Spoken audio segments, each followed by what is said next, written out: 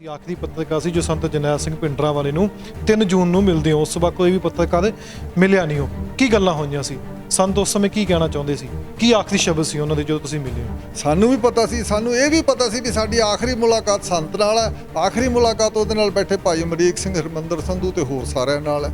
ਉਹ ਸਾਡੀ ਹੋਈ ਵੀ ਸਾਰੀ ਆਖਰੀ ਮੁਲਾਕਾਤ ਸੀ। ਬਸ ਇੱਕ ਦੂਜੇ ਵੱਲ ਅਸੀਂ ਦੇਖਦੇ ਰਹੇ, ਰਿਐਕਸ਼ਨ ਜਿਹੜੇ ਸੀ ਸਾਡੇ ਉਹ ਅੱਖਾਂ ਦੇ ਰਾਹੀਂ ਇੱਕ ਦੂਜੇ ਪ੍ਰਤੀ ਸਾਰੀਆਂ ਭਾਵਨਾਵਾਂ ਦਾ ਆਦਾਨ ਪ੍ਰਦਾਨ ਹੁੰਦਾ ਰਿਹਾ। ਬੀਜੇਪੀ ਦੇ ਲੀਡਰ ਅਡਵਾਨੀ, ਵਾਜਪਾਈ ਜਿਹੜੇ ਬਾਅਦ 'ਚ ਪ੍ਰਾਈਮ ਮਿਨਿਸਟਰ ਬਣਿਆ, ਉਹਨਾਂ ਨੇ ਉਹਨੂੰ ਦੁਰਗਾ ਕਿਹਾ, ਬਹੁਤ ਵੱਡੇ ਵੱਡੇ ਖਿਤਾਬ ਦਿੱਤੇ। ਸੰਤ ਭਿੰਡਰਾਂ ਵਾਲੇ ਨੇ ਕਿਹਾ ਸੀ ਵੀ ਵਾਰੀ ਇਹ ਸਾਡੇ ਤੇ ਦਾਗ ਲੱਗਦਾ, ਅਕਾਲੀ ਦਲ ਨੇ ਦਾਗ ਲਾਇਆ ਵੀ ਇਹ ਕਸਮਾਂ ਖਾ ਕੇ ਅਕਾਲ ਤਖਤ ਤੇ ਸੌਹਾਂ ਖਾ ਕੇ ਅਰਦਾਸਾਂ ਕਰਕੇ ਛੱਡ ਜਾਂਦੇ ਆ ਵਿਚਾਲੇ ਮੋਰਚਾ। ਐਤਕੀ ਅਸੀਂ ਵਿਚਕਾਰ ਨਹੀਂ ਛੱਡਾਂਗੇ। ਅਸੀਂ ਮੋਰਚਾ ਐਤਕੀ ਲਾਇਆਗਾ ਆਨੰਦਪੁਰ ਸਾਹਿਬ ਦੇ ਮਤੇ ਉੱਤੇ। ਇਹਦੀ ਪ੍ਰਾਪਤੀ ਬਗੈਰ ਨਾ ਅਸੀਂ ਇੱਥੋਂ ਉੱਠਣਾ ਜਾਨਾਂ ਦੇ ਦਿਆਂਗੇ, ਨਾ ਅਸੀਂ ਉੱਠਣ ਦੇਣਾ ਕਿਸੇ ਨੂੰ। ਤੇ ਦੋ ਚੀਜ਼ਾਂ ਨੂੰ ਕਿੱਥੇ ਦੇਖਦੇ ਹੋ, ਆਨੰਦਪੁਰ ਸਾਹਿਬ ਮਤਾ ਤੇ ਖਾਲਸਾ? ਸੰਤ ਜਰਨੈਲ ਸਿੰਘ ਭਿੰਡਰਾਂ ਵਾਲੇ ਨੂੰ ਰੋਜ਼ ਜਾ ਕੇ ਇਹੀ ਸਵਾਲ ਪ੍ਰੈਸ ਪੁੱਛਦਾ ਹੁੰਦਾ ਸੀ, ਖਾਲਿਸਤਾਨ ਬਾਰੇ ਦੱਸੋ ਜੀ ਉਹ ਕੀ ਹੈ। ਉਹ ਕਹਿੰਦਾ ਸੀ ਨਾ ਅਸੀਂ ਖਾਲਿਸਤਾਨ ਮੰਗਿਆ, ਜੇ ਦੇ ਦੇਣਗੇ ਤਾਂ ਲੈ ਲਾਂਗੇ। ਲੱਗਦਾ ਕਿ ਆਨੰਦਪੁਰ ਸਾਹਿਬ ਤੋਂ ਸਾਨੂੰ ਖਾਲਿਸਤਾਨ ਵਾਲੇ ਪਾਸੇ ਭੇਜ ਦਿੱਤਾ ਗਿਆ। ਜੇ ਖਾਲਿਸਤਾਨ ਦੀ ਮੰਗ ਸਿਆਸੀ ਲੈਵਲ ਤੇ ਮੰਗ ਹੁੰਦੀ ਤਾਂ ਉਹਦਾ ਕੋਈ ਨਾ ਕੋਈ ਡਾਕੂਮੈਂਟ ਤੇ ਦਸਤਾਵੇਜ਼ ਬਣਿਆ ਹੁੰਦਾ। ਉਹ ਅੱਜ ਤੱਕ ਨਹੀਂ ਬਣਿਆ, ਨਾ ਉਹਨਾਂ ਨੇ ਉਦੋਂ ਬਣਾਇਆ ਸੀ ਨਾ ਹੁਣ ਬਣਾਇਆ। ਸਰਕਾਰ ਨੂੰ ਵੀ ਫਿੱਟ ਬਹਿੰਦਾ ਸੀ ਵੀ ਖਾਲਿਸਤਾਨ ਲਈ ਲੜਦੇ ਕਹੀ ਜਾਈਏ, ਤਾਂ ਉਹਨਾਂ ਨੇ ਬਾਹਰ ਬਹੁਤ ਪ੍ਰਚਾਰ ਕੀਤਾ।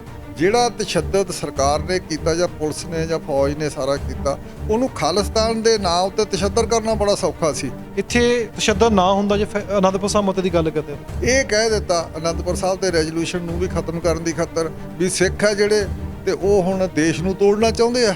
ਉਹੀ ਕੰਮ ਕਰ ਰਹੇ ਕਾਂਗਰਸ ਨੇ ਕੀਤਾ ਜਿਹੜਾ ਬੀਜੇਪੀ ਕਰਦੀ ਆ, ਹੁਣ ਮੋਦੀ ਕਰਦਾ।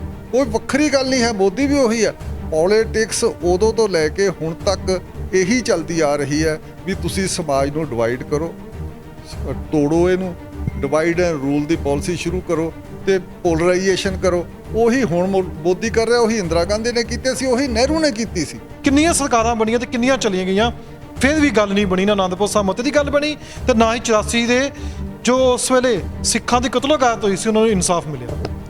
ਦੇਖੋ ਇਨਸਾਫ ਮਿਲਣਾ ਹੀ ਨਹੀਂ ਸੀ। ਉਦੋਂ ਪਿੱਛੋਂ ਇਨਸਾਫ ਲੈਣ ਵਾਲਾ ਕਿਹੜਾ ਰਹਿ ਗਿਆ ਸੀ? ਅਕਾਲੀ ਦਲ ਨੇ ਸੈਂਟਰ ਦੇ ਏਜੰਡੇ ਤੇ ਰਾਜ ਕੀਤਾ। ਸਮੇਤ ਸੈਣੀ ਨੂੰ ਵੀ ਰੱਖਿਆ, ਜਿਨ੍ਹਾਂ ਉੱਤੇ ਸਿੱਖ ਮੁੰਡੇ ਮਾਰਨ ਦੇ ਸਾਰੇ ਦੋਸ਼ ਸੀ ਉਹਨਾਂ ਨੂੰ ਵੀ ਅੱਗੇ ਰੱਖਿਆ। ਉਸੇ ਕਰਕੇ ਸਿੱਖਾਂ ਦੇ ਸਾਰੇ ਕੰਮ ਉਹ ਕੀਤੇ ਜਿਹੜੇ ਕਾਂਗਰਸ ਨੇ ਕੀਤੇ ਸੀ, ਉਹ ਅਕਾਲੀ ਦਲ ਨੇ ਕੀਤੇ। ਚੰਡੀਗੜ੍ਹ ਪੰਜਾਬ ਦਾ ਮਿਲਦਾ ਮੰਗ ਛੱਡਤੀ, ਦਰਿਆਵਾਂ ਦੀ ਪਾਣੀਆਂ ਦਾ ਜਿਹੜਾ ਸਾਨੂੰ ਹੱਕ ਮਿਲਣੇ ਚਾਹੀਦੇ ਉਹ ਗੱਲ ਛੱਡਤੀ। ਆਨੰਦਪੁਰ ਸਾਹਿਬ ਦੇ ਮਤੇ ਨੂੰ ਤਾਂ ਭੁਲਾ ਹੀ ਦਿੱਤਾ। ਅਕਾਲੀ ਦਲ ਨੇ ਤਾਂ ਇੱਕ ਦਿਨ ਨਹੀਂ ਚੱਕਿਆ, ਅੱਜ ਤੱਕ ਨਹੀਂ ਚੱਕਿਆ। ਸਿਮਰਨਜੀਤ ਸਿੰਘ ਮਾਨ ਦੀ ਹੈ ਜਾ ਕੇ ਉੱਥੇ ਤਾਂ ਇਹ ਦੇਸ਼ ਦੀ ਏਕਤਾ ਤੇ ਅਖੰਡਤਾ ਦੀ ਸਹੁੰ ਚੁੱਕੀ ਹੈ ਤੇ ਉਂਝ ਖਾਲਿਸਤਾਨ ਚੱਕੀ ਫਿਰਦਾ। ਇਹ ਵਿਰੋਧਤਾ ਤੇ ਵਿਸੰਗਤੀਆਂ ਲਈ ਫਿਰਦੇ ਆ ਕਿ ਨਾ, ਵਿਰੋਧਤਾਂ ਇਹੋ ਜਿਹੀਆਂ ਲਈ ਫਿਰਦੇ ਆ। ਸਾਰਾ ਲੋਕ ਪੁੱਛਦੇ ਨਹੀਂ ਸਾਰਾ ਕੁਝ। ਉਦੋਂ ਫਿਰਕਾ ਪ੍ਰਸਤੀ ਸ਼ੁਰੂ ਹੋਈ ਸੀ, ਜਿਹੜੀ ਹੁਣ ਮੋਦੀ ਦੇ ਲੈਵਲ ਤੇ ਹਿੰਦੂ ਰਾਸ਼ਟਰ ਤੱਕ ਪਹੁੰਚ ਗਈ, ਉਹ ਇੰਦਰਾ ਗਾਂਧੀ ਨੇ ਸ਼ੁਰੂ ਕੀਤੀ ਸੀ। ਵੋਟ ਬੈਂਕ ਖੜਾ ਕਰਨਾ ਹੁੰਦਾ, ਇਹ ਨਹੀਂ ਹੈ ਵੀ ਹਿੰਦੂ ਪਾਪੂਲੇਸ਼ਨ ਦੀ ਉਹਨਾਂ ਨੇ ਗਰੀਬੀ ਦੂਰ ਕਰ ਦੇਣੀ ਹੈ।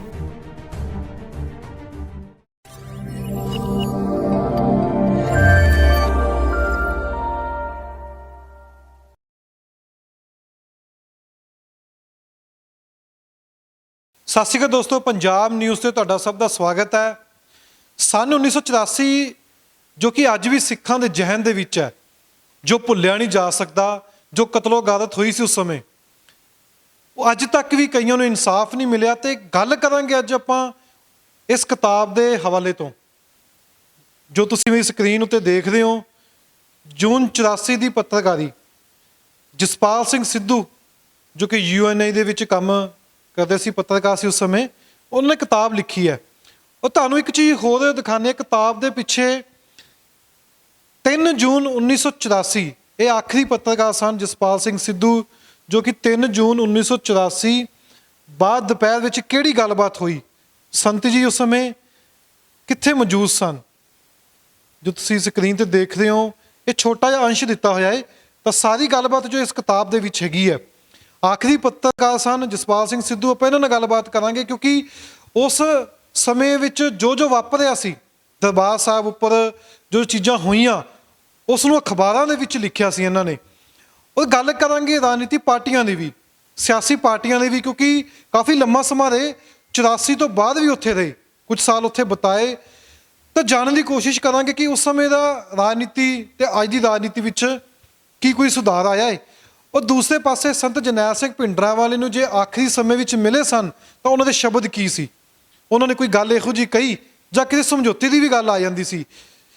ਚਰਚਾ ਕਰਾਂਗੇ। ਖੁਦ ਮੌਜੂਦ ਸਨ, ਸਬੂਤ ਨੇ ਉਸ ਚੀਜ਼ਾਂ ਦੇ ਇਹਨਾਂ ਦੇ ਕੋਲ ਜੋ ਕਿਤਾਬ ਦੇ ਵਿੱਚ ਲਿਖੇ ਨੇ, ਔਰ ਹਵਾਲੇ ਤੋਂ, ਇਸ ਕਿਤਾਬ ਦੇ ਹਵਾਲੇ ਤੋਂ ਹੀ ਗੱਲਬਾਤ ਕਰਾਂਗੇ ਔਰ ਜਾਣਨ ਦੀ ਕੋਸ਼ਿਸ਼ ਕਰਾਂਗੇ ਵੀ 84 ਦਾ ਸਾਕਾ ਕੀ ਵਾਕਈ ਹੀ ਟਾਲਿਆ ਜਾ ਸਕਦਾ ਸੀ। ਭਾਈ ਖਾਲਸਾ ਵਾਹਿਗੁਰੂ ਫਤਿਹ ਸਰ। ਵਾਹਿਗੁਰੂ ਜੀ ਕੀ ਫਤਿਹ। ਤੁਸੀਂ ਕਿਤਾਬ ਲਿਖੀ ਜੂਨ 1984, ਤੁਹਾਡੀ ਪੱਤਰਕਾਰਿਤਾ ਦੇ ਉੱਪਰ ਸਾਰੀ ਲਿਖੀ ਹੋਈ ਹੈ ਵੀ ਉਸ ਸਮੇਂ ਵਾਪਰ ਕੀ ਰਿਹਾ ਸੀ, ਕਿਹੜੀ ਕਿਹੜੀ ਚੀਜ਼ਾਂ ਹੈਗੀਆਂ ਸੀ ਆਲੇ ਦੁਆਲੇ ਵਿੱਚ। ਪਹਿਲਾਂ ਮੇਰਾ ਸਵਾਲ ਇਹ ਹੈ ਕਿ 84 ਟਲ ਸਕਦੀ ਸੀ? ਕੀ ਕਿਤੇ ਸਿਆਸੀ ਲੋਕ ਕਹਿੰਦੇ ਜਾਂ ਇੰਦਰਾ ਗਾਂਧੀ ਗੱਲਬਾਤ ਸ਼ੁਰੂ ਕਰਦੇ ਜਾਂ ਸੰਤ ਜਰਨੈਲ ਸਿੰਘ ਭਿੰਡਰਾਂਵਾਲੇ ਗੱਲਬਾਤ ਸ਼ੁਰੂ ਕਰਦੇ ਤਾਂ 84 ਟਾਲੀ ਜਾ ਸਕਦੀ ਸੀ? ਦੇਖੋ, ਗੱਲਬਾਤ ਜਿਹੜੀ ਹੈ ਇਹ ਨਹੀਂ ਹੈ ਵੀ ਗੱਲਬਾਤ ਹੋਈ ਨਹੀਂ। ਗੱਲਬਾਤ ਲਗਾਤਾਰ ਮੋਰਚਾ 2 ਸਾਲ, ਪੌਣੇ 2 ਸਾਲ ਚੱਲਿਆ। ਲਗਾਤਾਰ ਮੋਰਚੇ ਵਿੱਚ ਗੱਲਬਾਤ ਹੁੰਦੀ ਰਹੀ ਤੇ ਦੋਨੋਂ ਤਰੀਕਿਆਂ ਨਾਲ ਹੁੰਦੀ ਰਹੀ। ਉੱਪਰਲੇ ਲੈਵਲ ਤੇ ਅਕਾਲੀ ਲੀਡਰ ਗੱਲਬਾਤ ਰਹੀ। ਇੰਦਰਾ ਗਾਂਧੀ ਨੂੰ ਕਈ ਮੀਟਿੰਗਾਂ ਦਿੱਲੀ ਕੀਤੀਆਂ ਓਪਨਲੀ। ਇਹਦੇ ਵਿੱਚ ਕਾਂਗਰਸ ਦੇ ਪੁਰਾਣੇ ਲੀਡਰ ਜਿਹੜਾ ਵਿਦੇਸ਼ ਮੰਤਰੀ ਸਵਰਨ ਸਿੰਘ ਹੁੰਦਾ ਸੀ, ਉਹਨੇ ਵੀ ਮੀਟਿੰਗ ਕਰਾਈ। ਕੈਪਟਨ ਅਮਰਿੰਦਰ ਸਿੰਘ ਵੀ ਕੁਛ ਹੱਦ ਤੱਕ ਜੁੜਿਆ ਕਿਸੇ ਲੈਵਲ ਤੇ। ਰਾਜੀਵ ਗਾਂਧੀ ਵੀ ਉਸ ਵੇਲੇ ਇੰਦਰਾ ਗਾਂਧੀ ਦਾ ਕਾਂਗਰਸ ਦਾ ਜਨਰਲ ਸੈਕਟਰੀ ਸੀ, ਉਹ ਵੀ ਸ਼ਾਮਲ ਹੋਇਆ। ਇਹ ਨਹੀਂ ਹੋਇਆ ਇੰਦਰਾ ਗਾਂਧੀ ਨਾਲ ਡਾਇਰੈਕਟ ਮੀਟਿੰਗਾਂ ਹੁੰਦੀਆਂ ਰਹੀਆਂ। ਗੁਰਚਰਨ ਸਿੰਘ ਟੌੜਾ, ਪ੍ਰਕਾਸ਼ ਸਿੰਘ ਬਾਦਲ, ਸਰਜੀਤ ਸਿੰਘ ਬਰਨਾਲਾ, ਹਰਚੰਦ ਸਿੰਘ ਲੌਂਗੋਵਾਲ ਮੋਰਚੇ ਦਾ ਡਿਕਟੇਟਰ ਸੀ। ਉਹ ਮੋਰਚਾ ਛੱਡ ਕੇ ਦਰਬਾਰ ਸਾਹਿਬ ਵਿੱਚ ਮੋਰਚਾ ਅੰਮ੍ਰਿਤਸਰ ਲੱਗਿਆ ਸੀ, ਉਹਨੂੰ ਛੱਡ ਕੇ ਨਹੀਂ ਸੀ ਜਾਂਦਾ। ਪਰ ਇਹ ਸਾਰੇ ਬੰਦੇ ਉਹਦੇ ਨਾਲ ਸਲਾਹ ਮਸ਼ਵਰਾ ਕਰਕੇ ਜਾਂਦੇ ਸੀ। ਤੇ ਇਹ ਨਹੀਂ ਹੈ ਵੀ ਕੋਈ ਮੀਟਿੰਗ ਨਹੀਂ ਹੋਈ। ਇਹ ਜਿਹੜੇ ਓਪਨ ਚੈਨਲ ਹੈ, ਜਿਹੜੇ ਗੁਪਤ ਚੈਨਲ ਹੁੰਦੇ ਆ, ਬੈਕਡੋਰ ਚੈਨਲ ਹੁੰਦੇ ਆ, ਉਹ ਵੀ ਲਗਾਤਾਰ ਗੱਲਬਾਤ ਚੱਲਦੀ ਰਹੀ ਸੀ। ਰੋਜ਼ਾਨਾ ਹੀ ਗੱਲਾਂ ਬਾਤਾਂ ਇਹੀ ਸੋਲਵ ਕਰਨੀਆਂ ਹੁੰਦੀਆਂ ਸੀਗੀਆਂ ਸਾਰੀਆਂ। ਪਰ ਫਿਰ ਵੀ 2 ਸਾਲਾਂ ਦੇ ਵਿੱਚ ਇਹ ਮਸਲਾ ਹੱਲ ਨਹੀਂ ਸੀ ਹੋਇਆ। ਹੱਲ ਇਸ ਕਰਕੇ ਨਹੀਂ ਸੀ ਹੋਇਆ ਵੀ ਇੰਦਰਾ ਗਾਂਧੀ ਦੀ ਪੋਲੀਟਿਕਸ ਨੂੰ ਉਸ ਵੇਲੇ ਦੀ ਜ਼ਰੂਰਤ ਸੀ ਵੀ ਉਹ ਇੱਕ ਮਾਹੌਲ ਬਹੁਤ ਵੱਡਾ ਖੜਾ ਕਰੇ, ਐਂਟੀ ਮਾਈਨੋਰਿਟੀ ਮਾਹੌਲ ਖੜਾ ਕਰੇ। ਇਸ ਨੂੰ ਥੋੜ੍ਹਾ ਜਿਹਾ ਜਾਣਨ ਲਈ ਇੱਕੋ ਗੱਲ ਬਹੁਤ ਜਾਣਨੀ ਜ਼ਰੂਰੀ ਹੈ ਵੀ ਜਦੋਂ ਉਹ 80 'ਚ ਦੁਬਾਰਾ ਜਿੱਤ ਕੇ ਆਈ, ਚੋਣ ਜਿੱਤ ਕੇ ਆਈ, ਤਾਂ ਉਸ ਨੇ ਆਪਦਾ ਸਾਰੀ ਪੋਲਿਸੀ ਬਦਲ ਲਈ ਸੀ। ਪਹਿਲਾਂ ਉਹ ਮਾਈਨੋਰਿਟੀਜ਼ ਨੂੰ, ਦਲਿਤਾਂ ਨੂੰ, ਬੈਕਵਰਡ ਕਲਾਸਿਸ ਨੂੰ, ਇਹਨਾਂ ਨੂੰ ਨਾਲ ਲੈ ਕੇ ਕਾਂਗਰਸ ਗਰੀਬੀ ਹਟਾਓ ਦੇ ਨਾਅਰੇ ਤੇ ਇਹੋ ਜਿਹੇ ਲਾ ਕੇ ਉਹ ਜਿੱਤਦੀ ਰਹੀ ਹੈ। ਇਹੀ ਉਹਨਾਂ ਦਾ ਵੋਟ ਬੈਂਕ ਸੀ। ਜਦੋਂ ਦੂਜੀ ਵਾਰ ਆਈ 80 ਦੇ ਵਿੱਚ ਪਾਵਰ 'ਚ ਆਈ ਤਾਂ ਉਹਨੇ ਦੇਖ ਲਿਆ ਵੀ ਇਹ ਵੋਟ ਬੈਂਕ ਹੁਣ ਕੰਮ ਨਹੀਂ ਕਰਦਾ। ਇਸ ਕਰਕੇ ਉਸਨੇ ਮੁਸਲਮਾਨ, ਸਿੱਖ ਤੇ ਇਹ ਸਾਰਾ ਜਿਹੜਾ ਮਿਨੋਰਿਟੀ ਦਾ ਇਸ਼ੂ ਉਹ ਇਕੱਠਾ ਕਰਦੀ ਸੀ ਦਲਿਤਾਂ ਨੂੰ ਆਪਦੇ ਪਿੱਛੇ, ਉਹ ਉਹਨੇ ਛੱਡ ਤੇ ਫਿਰ ਉਹਨੂੰ ਆਖਿਆ ਵੀ ਜਿਹੜੀਆਂ ਵੋਟਾਂ 85% ਇੱਥੇ ਹਿੰਦੂ ਪਾਪੂਲੇਸ਼ਨ ਦੀ ਵੋਟ ਹੈ, ਉਹ ਬਹੁਤ ਵੱਡਾ ਵੋਟ ਬੈਂਕ ਹੈ, ਉਹਨੂੰ ਖੜਾ ਕਰਾਂ। ਤੇ ਇਸ ਕਰਕੇ ਫਿਰ ਉਹ ਵੋਟ ਬੈਂਕ ਖੜਾ ਕਰਨ ਲਈ ਕੋਈ ਨਾ ਕੋਈ ਮਿਨੋਰਿਟੀ ਨੂੰ ਟਾਰਗੇਟ ਬਣਾਉਣਾ ਪੈਣਾ ਸੀਗਾ। ਤੇ ਉਹਦੇ ਵਿੱਚ ਟਾਰਗੇਟ ਫਿਰ ਸਿੱਖ ਮਿਨੋਰਿਟੀ ਉਦੋਂ ਟਾਰਗੇਟ ਹੋਈ। ਤਾਂ ਸਿੱਖਾਂ ਦੀਆਂ ਮੰਗਾਂ ਕੁਛ ਮੰਨੀਆਂ ਜਾ ਸਕਦੀਆਂ ਸੀਗੀਆਂ, ਬੜੀਆਂ ਸੌਖੀਆਂ ਛੋਟੀਆਂ ਮੰਗਾਂ ਸੀ। ਅਕਾਲੀ ਦਲ ਦੋਨੋਂ ਹੱਥਾਂ ਨਾਲ ਸਮਝੌਤੇ ਕਰਨ ਤਿਆਰ ਸੀਗਾ, ਉਹਦੇ ਹੱਥ ਖੜੇ ਸੀ। ਬੜੀਆਂ ਕੋਸ਼ਿਸ਼ਾਂ ਕੀਤੀਆਂ ਅਕਾਲੀ ਦਲ ਨੇ, ਖੁਦ ਬੰਦੇ ਪਾ ਕੇ ਸਮਝੌਤੇ ਕਰਨ ਦੀ ਕੋਸ਼ਿਸ਼ ਕੀਤੀ, ਮੋਰਚਾ ਛੱਡ ਕੇ ਜਾਣ ਦਾ ਕੋਈ ਤਰੀਕਾ ਬਣੇ, ਪਰ ਉਹ ਸਮਝੌਤਾ ਹੋਇਆ ਨਹੀਂ। ਇੰਦਰਾ ਗਾਂਧੀ ਕਰਨਾ ਨਹੀਂ ਸੀ ਚਾਹੁੰਦੀ ਤੇ ਉਹ ਇੱਕ ਆਪਦੇ ਪਿੱਛੇ ਵੋਟ ਬੈਂਕ ਖੜਾ ਕਰਨਾ ਚਾਹੁੰਦੀ ਸੀ, ਬਹੁਤ ਵੱਡਾ ਵੋਟ ਬੈਂਕ। ਉਹ ਵੋਟ ਬੈਂਕ ਖੜਾ ਹੋ ਗਿਆ ਸੀ ਉਹਦੇ ਪਿੱਛੇ। ਬੇਸ਼ੱਕ ਇੰਦਰਾ ਗਾਂਧੀ ਮਾਰੀ ਗਈ, ਪਰ ਇੰਦਰਾ ਗਾਂਧੀ ਦੇ ਮਾਰੇ ਜਾਣ ਤੋਂ ਬਾਅਦ ਤੁਸੀਂ ਇਹ ਦੇਖੋ ਵੀ ਉਸ ਦੇ ਮਾਰੇ ਤੋਂ 2 ਮਹੀਨੇ ਬਾਅਦ ਇਲੈਕਸ਼ਨ ਹੋ ਗਈ ਹੈ। ਉਹ ਨਵੰਬਰ 'ਚ ਮਾਰੀ ਗਈ, ਅਕਤੂਬਰ 31 ਨੂੰ ਮਾਰੀ ਗਈ, ਤਾਂ ਉਹ ਜਾ ਕੇ ਦਸੰਬਰ ਦੇ ਵਿੱਚ ਇਲੈਕਸ਼ਨ ਹੋ ਗਈ ਹੈ। ਤੇ ਦਸੰਬਰ ਦੀ ਇਲੈਕਸ਼ਨ ਦੇ ਵਿੱਚ ਇਹ ਦੇਖ ਲਓ ਵੀ ਇਸ ਤਰੀਕੇ ਨਾਲ ਦਸੰਬਰ ਦੀ ਇਲੈਕਸ਼ਨ ਦੇ ਵਿੱਚ 404 ਸੀਟਾਂ ਰਾਜੀਵ ਗਾਂਧੀ ਜਿੱਤ ਕੇ ਆਇਆ ਸੀ ਤੇ 530 ਚੋਂ ਕਾਂਗਰਸ ਕੋਲ ਇੰਨੀਆਂ ਸੀਟਾਂ ਆਈਆਂ ਸੀ। ਇਹ ਇੱਕ ਬਹੁਤ ਵੱਡੀ ਗਿਣਤੀ ਸੀ, ਐਡੀ ਨਾ ਕਦੇ ਕਿਸੇ ਦੀ ਆਈ ਆ। ਮੋਦੀ ਦੀ ਵੀ ਨਹੀਂ ਆਈ, ਐਡਾ ਵੱਡੀ ਵੇਵ ਸੀ। 2014 'ਚ ਵੀ ਨਹੀਂ ਆਈ, 2019 'ਚ ਵੀ ਨਹੀਂ। ਇਹਦੇ 'ਚ ਕੋਈ ਇਹ ਨਹੀਂ ਹੈ। ਇਸ ਕਰਕੇ ਸਭ ਤੋਂ ਵੱਡਾ ਉਹ ਹਿੰਦੂਆਂ ਦੀ ਪਾਪੂਲਰ ਲੀਡਰ, ਮੈਜੋਰਿਟੀ ਦੀ ਪਾਪੂਲਰ ਲੀਡਰ। ਉਦੋਂ ਫਿਰਕਾ ਪ੍ਰਸਤੀ ਸ਼ੁਰੂ ਹੋਈ ਸੀ, ਜਿਹੜੀ ਹੁਣ ਮੋਦੀ ਦੇ ਲੈਵਲ ਤੇ ਹਿੰਦੂ ਰਾਸ਼ਟਰ ਤੱਕ ਪਹੁੰਚ ਗਈ, ਉਹ ਇੰਦਰਾ ਗਾਂਧੀ ਨੇ ਸ਼ੁਰੂ ਕੀਤੀ ਸੀ।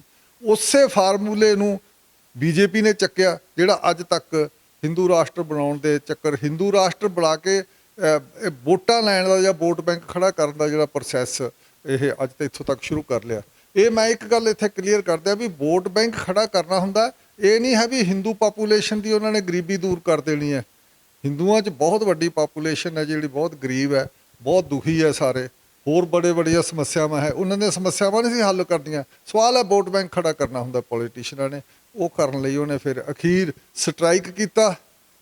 ਇਹ ਬਲੂ ਸਟਾਰ ਫੌਜ ਭੇਜੀ ਜੂਨ ਦੇ ਪਹਿਲੇ ਹਫਤੇ, ਫੌਜ ਭੇਜ ਕੇ ਫਿਰ ਉਸਨੇ ਜਿਹੜਾ ਉਸ ਨੂੰ ਫਿਰ ਬੀਜੇਪੀ ਦੇ ਲੀਡਰ ਅਡਵਾਨੀ ਵਾਜਪਾਈ ਜਿਹੜੇ ਬਾਅਦ ਚ ਪ੍ਰਾਈਮ ਮਿਨਿਸਟਰ ਬਣਿਆ, ਉਹਨਾਂ ਨੇ ਉਹਨੂੰ ਦੁਰਗਾ ਕਿਹਾ, ਬਹੁਤ ਵੱਡੇ ਖਿਤਾਬ ਦਿੱਤੇ ਤੇ ਆਪਣੇ ਆਪ ਵਿੱਚ ਬਹੁਤ ਸਟਰੋਂਗ ਲੀਡਰ ਹੋ ਗਈ ਸੀ। ਤੇ ਇਸ ਕਰਕੇ ਇਹ ਸਾਰਾ ਜਿਹੜਾ ਉਹਦਾ ਢੰਗ ਸੀ ਜਿਹਦੇ ਕਰਕੇ ਉਹ ਸਮਝੌਤਾ ਨਹੀਂ ਹੋ ਸਕਿਆ। ਅੱਛਾ ਸਰ, ਤੁਸੀਂ ਹੁਣ ਗੱਲ ਕੀਤੀ ਹੈ ਕਿ ਅਕਾਲੀ ਦਲ ਸਮਝੌਤਾ ਕਰਨਾ ਚਾਹੁੰਦੀ ਸੀ, ਗੱਲਾਂ ਵੀ ਚੱਲੀਆਂ ਕਿ ਪੰਜਾਬ ਦੇ ਕਾਂਗਰਸ ਦੇ ਲੀਡਰ ਸਮਝੌਤੇ ਵਾਸਤੇ ਅੱਗੇ ਆਏ ਸੀ। ਉਹਨਾਂ ਨੇ ਕਿਹਾ ਵੀ ਠੀਕ ਹੈ, ਇੰਦਰਾ ਗਾਂਧੀ ਨੂੰ ਜਾ ਕੇ ਗੱਲ ਰੱਖੀ ਵੀ ਤੁਸੀਂ ਸਮਝੌਤਾ ਕਰ ਲਓ, ਦਰਬਾਰ ਸਾਹਿਬ ਤੇ ਅਟੈਕ ਨਹੀਂ ਹੋਣਾ ਚਾਹੀਦਾ।